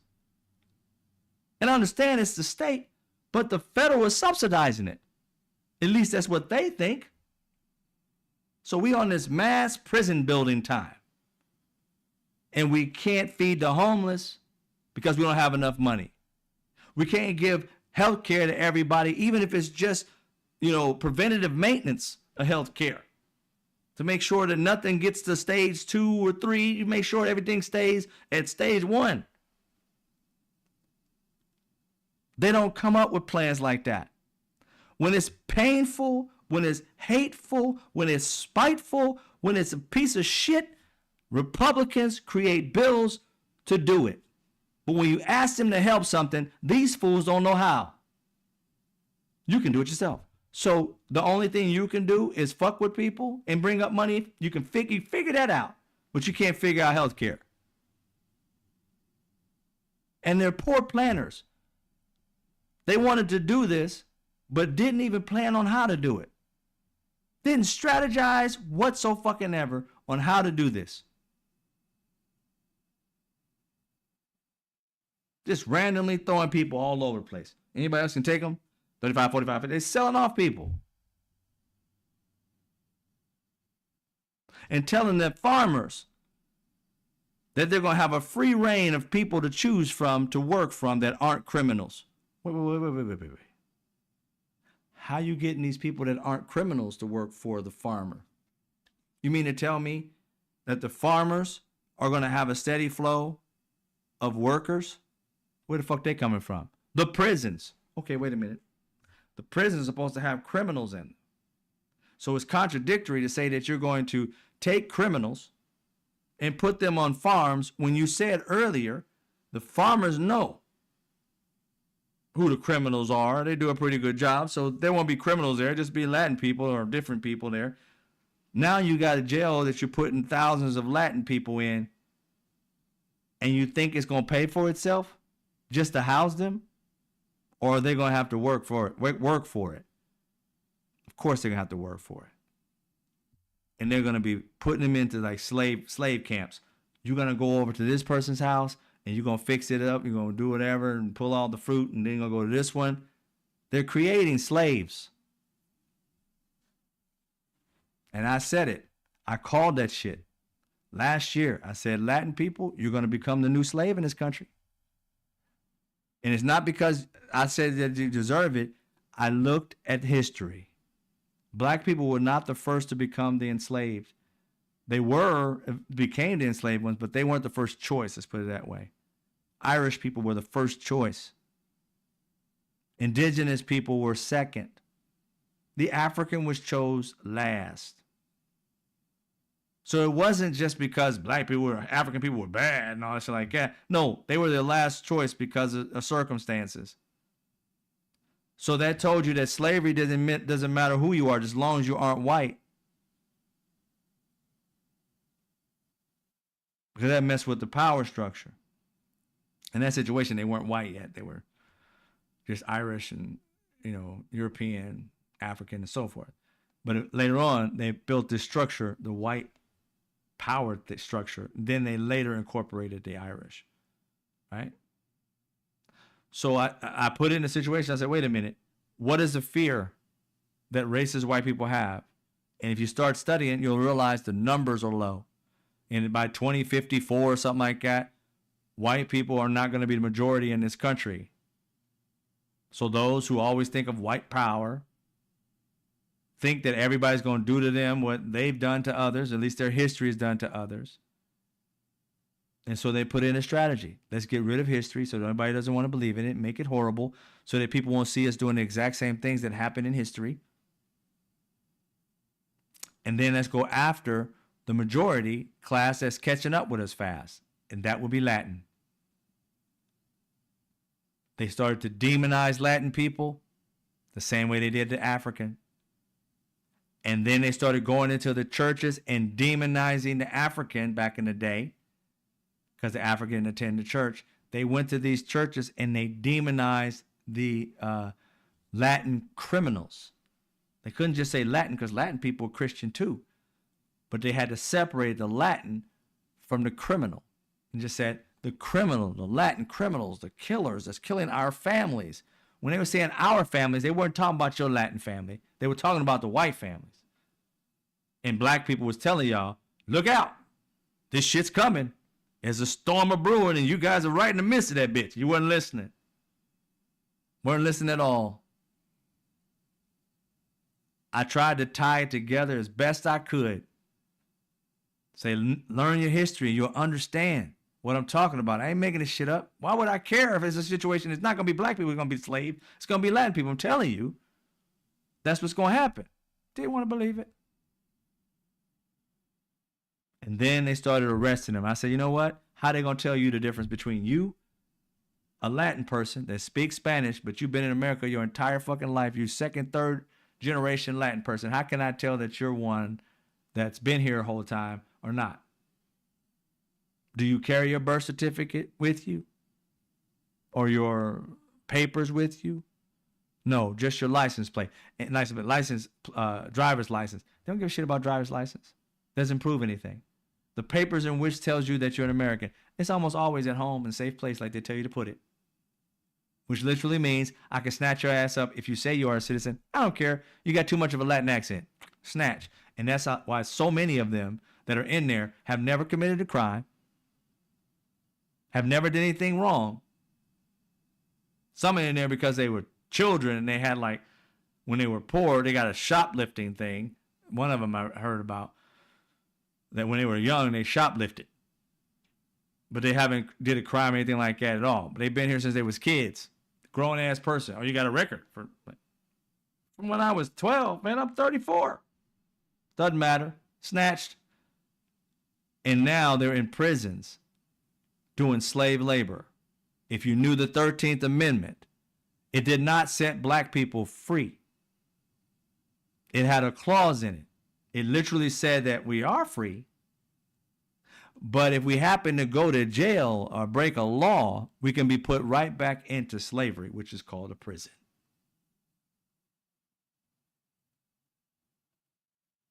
And then they set out to create laws to make almost everything that the new freed people, the freed men and women, there were certain things about us that were different than the white people. We didn't have a lot of homes because we just got let off a farm being enslaved. We didn't have no place to live, no place to do anything. Many of them ran up north and just tried their best. But the ones who stayed in the South were sleeping under a tree. Then they made vagrant laws. Here, it's a vagrant law. Can't be sleeping under trees. You got to have a home or a roof over your head. Things of that nature. And then they walk up to these encampments filled with ex-slaves and snatch them up. They'd be back on the farm doing work now for free as they did before. And other factories and stuff that they've started to build so that these people could build for them. They weren't paying off anything. They were given life sentences for sleeping under a fucking tree. So if you learned your history, you would have known that these people were trying to build a new slave class. And don't get it twisted. It's not only going to be these Latin people. They're trying to get your 13, 14, 15-year-old kids, less than 15, 13 and 14-year-old kids, even I think 12 too, to be able to work at night, overnight on school days. So they're trying to create a slave class of young children, but they're going to pay them. But it's still going to be slave labor. Something that a grown-up should be doing, they want your children doing. These people are evil. And it's masqueraded into this whole process of, we're trying to bring back the jobs to America. Bring back the wealth, build America, make America great, while robbing everybody. If a rich or billionaire person is trying their damnedest to say they're bringing jobs or something to you, just keep in mind, Republicans have never, and I'm going to say billionaires and probably Democrats have, but Republicans have never done anything that didn't just benefit them. If they're bringing back jobs here, it is to benefit the billionaire, not you.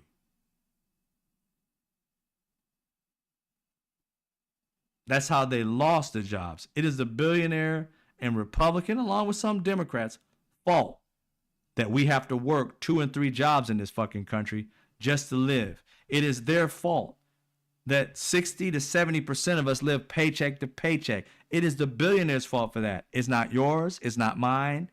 They're the ones that sent the living wage jobs out of this country.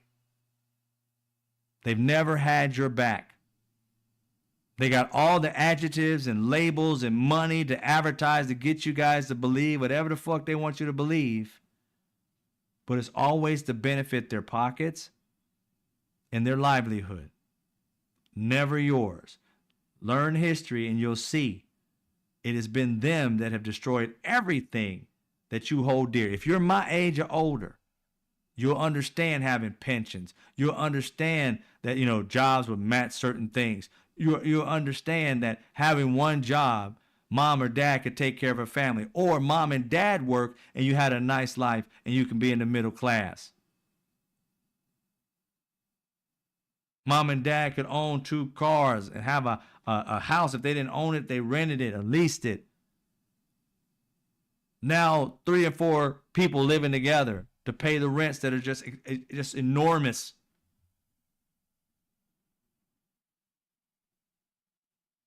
The reason living wage jobs don't exist, Republicans and some Democrats, but mostly Republicans are like, fuck all that, like living wage bullshit. $15, that's too much. If you think $15 is too much for a grown-ass person to be making, tell me that don't seem like slave labor. $15 amounts to what, like 30 grand a year? Taxes taken out, 22 grand maybe, 23 grand a year.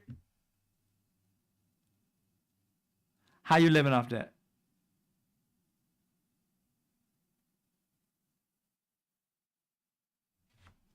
Just saying.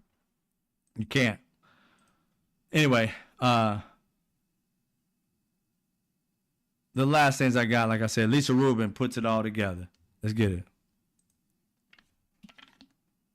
FBI Director Comey's daughter, who was a 10-year veteran, Simone, of the Department of Justice as a lawyer in the Southern District of New York, was fired yesterday. And one of the possible explanations for her firing was that it was intended to distract from the growing hubbub about the Epstein files. Now, Vaughn and I have been texting during the show. I hate to give our viewers that behind-the-scene look, but the reason we were doing that is I asked him, when did the Wall Street Journal confront Donald Trump with the fact that they had these documents? And the answer is Tuesday night.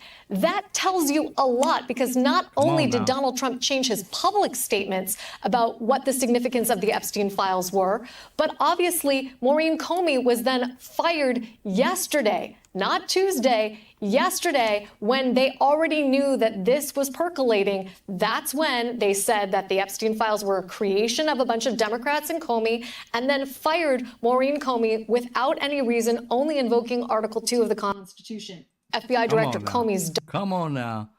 Lisa Rubin knew what the hell she was talking about. When I saw that, I was like, oh.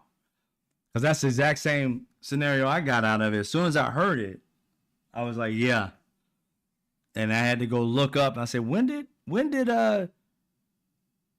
Donald Trump start saying that it was a hoax? Because I was like, that shit was a stretch to say it was a hoax. I'm like, where that shit came from? Just weird. They're the one who brought that. They're the one that was fighting that for years. You guys know I said it. And then I looked it up. I was like, that was on Wednesday. So he came out with this on Tuesday. He must have thought that she was the one that leaked it. But they were giving lie detector tests to people to see if they leaked something. They didn't waste no time to fire her. She didn't have no lie detector test. Nothing. They got rid of her because she was related to Comey. That was one. And they thought that she would be the one that would tell. And they had to make another story that could be bigger than the story that's coming after him. Comey and him had some bad blood. I fire his daughter with no excuse other than like, I can. No reason for it. I just can. She's gone. And it was a news story until Wall Street Journal came out on Thursday and said, hey, basically all these events all fall in line. Tuesday, they tell Trump we got this thing about him, this binder, this leather binder with him having a picture of drawing his name in the hairs of a woman's vagina that he created, that he sent to Epstein on his birthday, his 50th birthday. And it has some little cryptic, like, you know, we got a secret, sexual secret we gonna be holding, all that. And he's like, it's fake, it's fake, it's fake. The next day, they fire her. The next day, after that, it breaks. All in line. Tuesday, Wednesday, Thursday. I wonder what Friday's going to bring. I wonder what Friday's going to bring. And Lisa Rubin wraps up, by the short hairs bamboo, he does. Lisa Rubin wraps it all up in this next one. If it pops up, let me see if it's going to pop up. She wraps it up in this next video. And this is where she kind of like calls everybody out of how hard is it to believe that Donald Trump did this. Or didn't do this. Let's see. But here we go. It's taking a while to transition. There you go. You know, with respect to the lawsuit here, we've seen how they've ended with other media institutions past. It may be a different scenario with the Wall Street Journal, in part because of little breadcrumbs left in the reporting. The Wall Street Journal says they've seen these documents.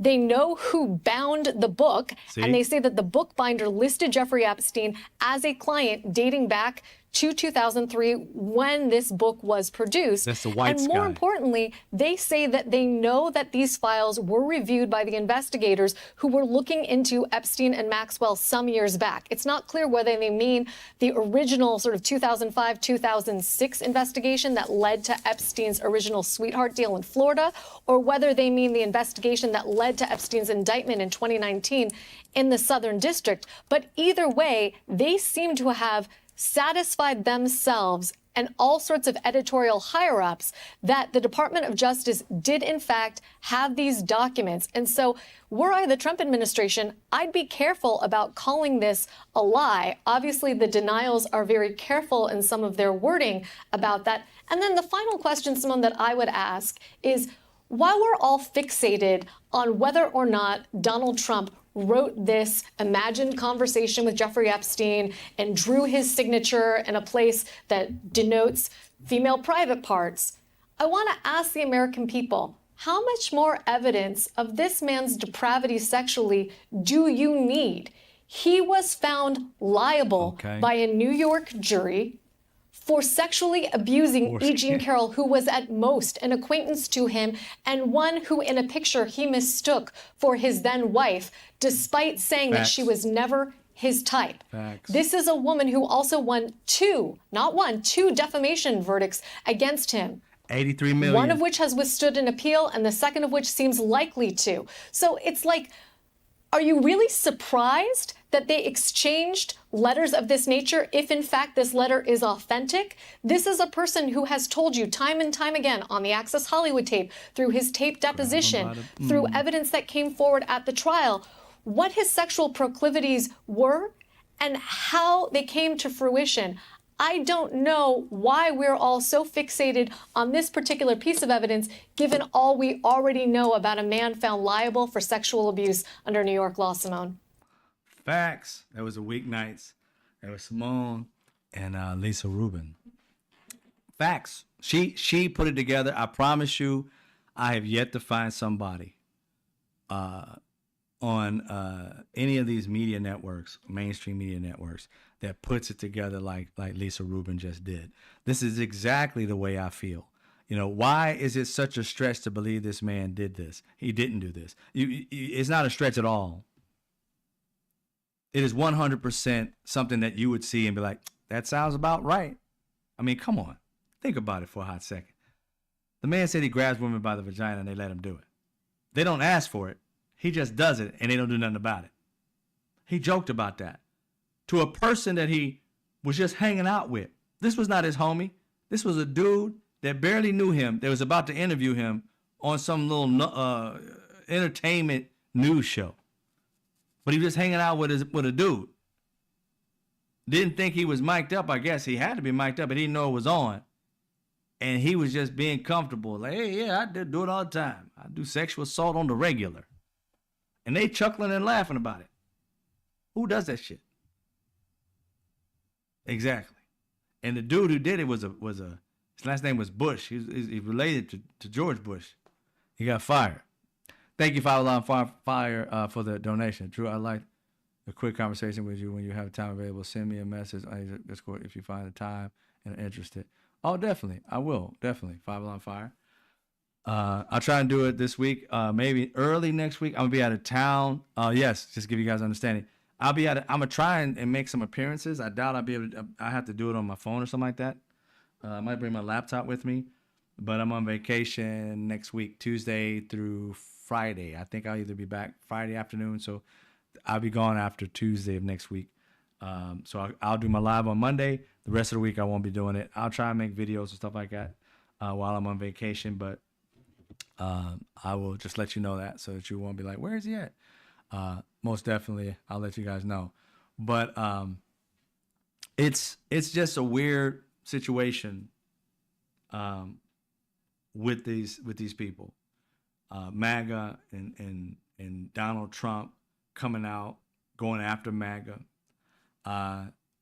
We need to continue doing what we're doing. Like I said, I am gonna always do this show because I think it's important to bring out the facts, and do it. I don't know if some of you guys weren't here. I did the fuck your feelings last night. So sorry if I'm not gonna do it tonight. But I'm going to do the Avid Solutions. I'm working on that. I think it's going to be fun to be able to come up with solutions for anything in life. As people connect to me, I'm going to show you what I do as far as solution goes, and hopefully provide solutions and opportunities for people that need it. I'll be reaching out. I'm thinking about even doing it as maybe even a radio show as well, to be able to get calls in. I have a gift for this. You may not know, but I do. And it ain't like, I'm better than anybody or nothing. Everybody has their gifts. But one of my things is providing solution and help to people. I've just been doing it my entire life, and might as well start doing it on a larger scale than, I can't do it by putting it on people. People have to request it of me, and that's when I have the answers. And sometimes I don't have the answer when it happens, but most of the times I do. It's kind of weird, but it is what it is. It used to be a burden when I was a kid. Now, in the last 10, 15 years or so, I know it's a blessing. So I use it appropriately by giving people whatever it is through my God that it gives to you. Because oftentimes I'm learning it as I'm speaking it.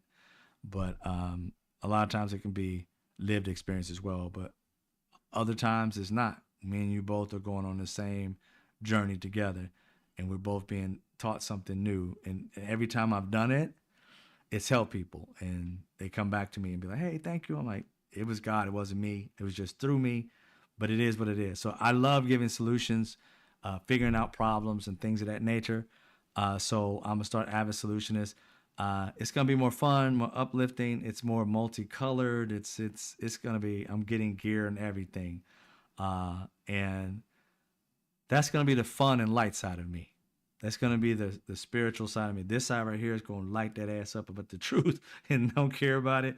But there's more than one side. The other side of me, the loving, caring side. You'll see it here, but over there, that's all you're gonna see. And I'm gonna start a new YouTube for that as well.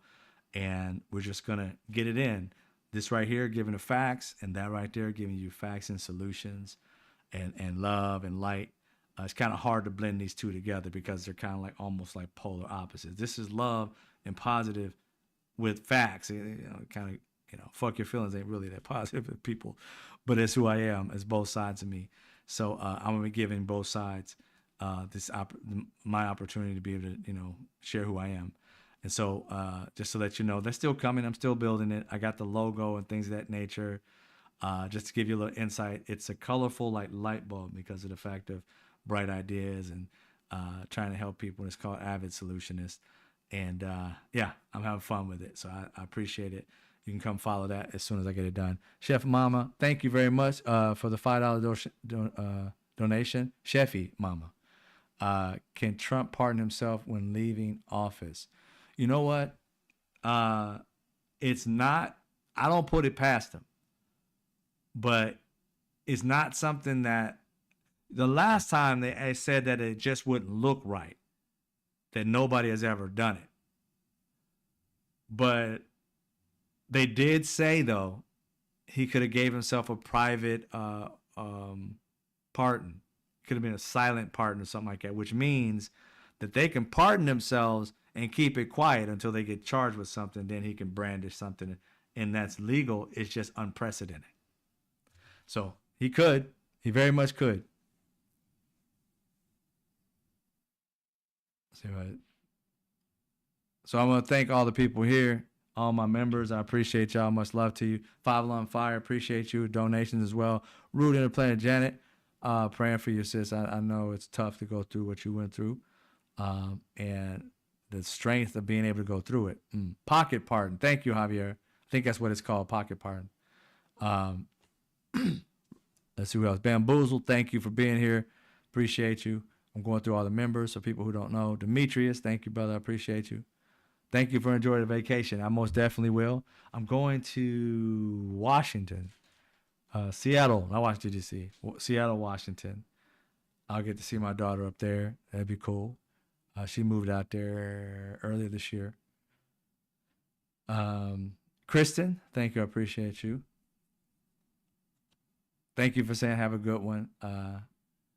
I will. I'm going to definitely have as much fun as I possibly can. One thing I'm going to get, sleep. Vacation, I'm going to knock out somebody's bed.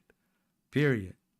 Bamboozled, I appreciate you. Thanks for showing love and all that. 5 on 5 again. I didn't say thank you. Put the love on that. Thank you for the $10 donation. I say it again. Alice Early, thank you for being here. As always, Yogi B, welcome. Thank you for being here. Monica Meadows, how you doing?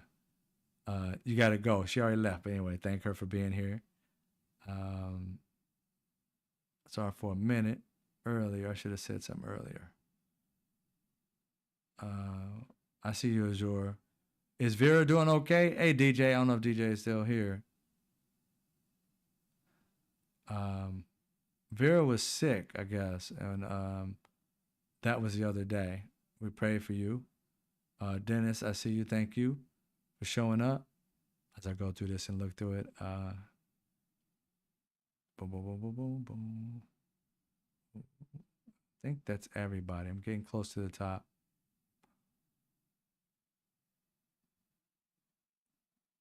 If I missed you, I'm sorry, but I don't think I did miss anyone. I go back down to the bottom. Nope, it looks like everybody. I want to thank everybody for being here. You guys, I see you saying good night to everybody. Love that. I love to see you guys in here giving love to each other, positive energy to each other. And it's Thursday night, right? So I'll see you guys tomorrow at 5:30, close to 5:30 p.m. Pacific Standard Time. You guys have a great night. Be safe. And as always, I'll see you when I see you.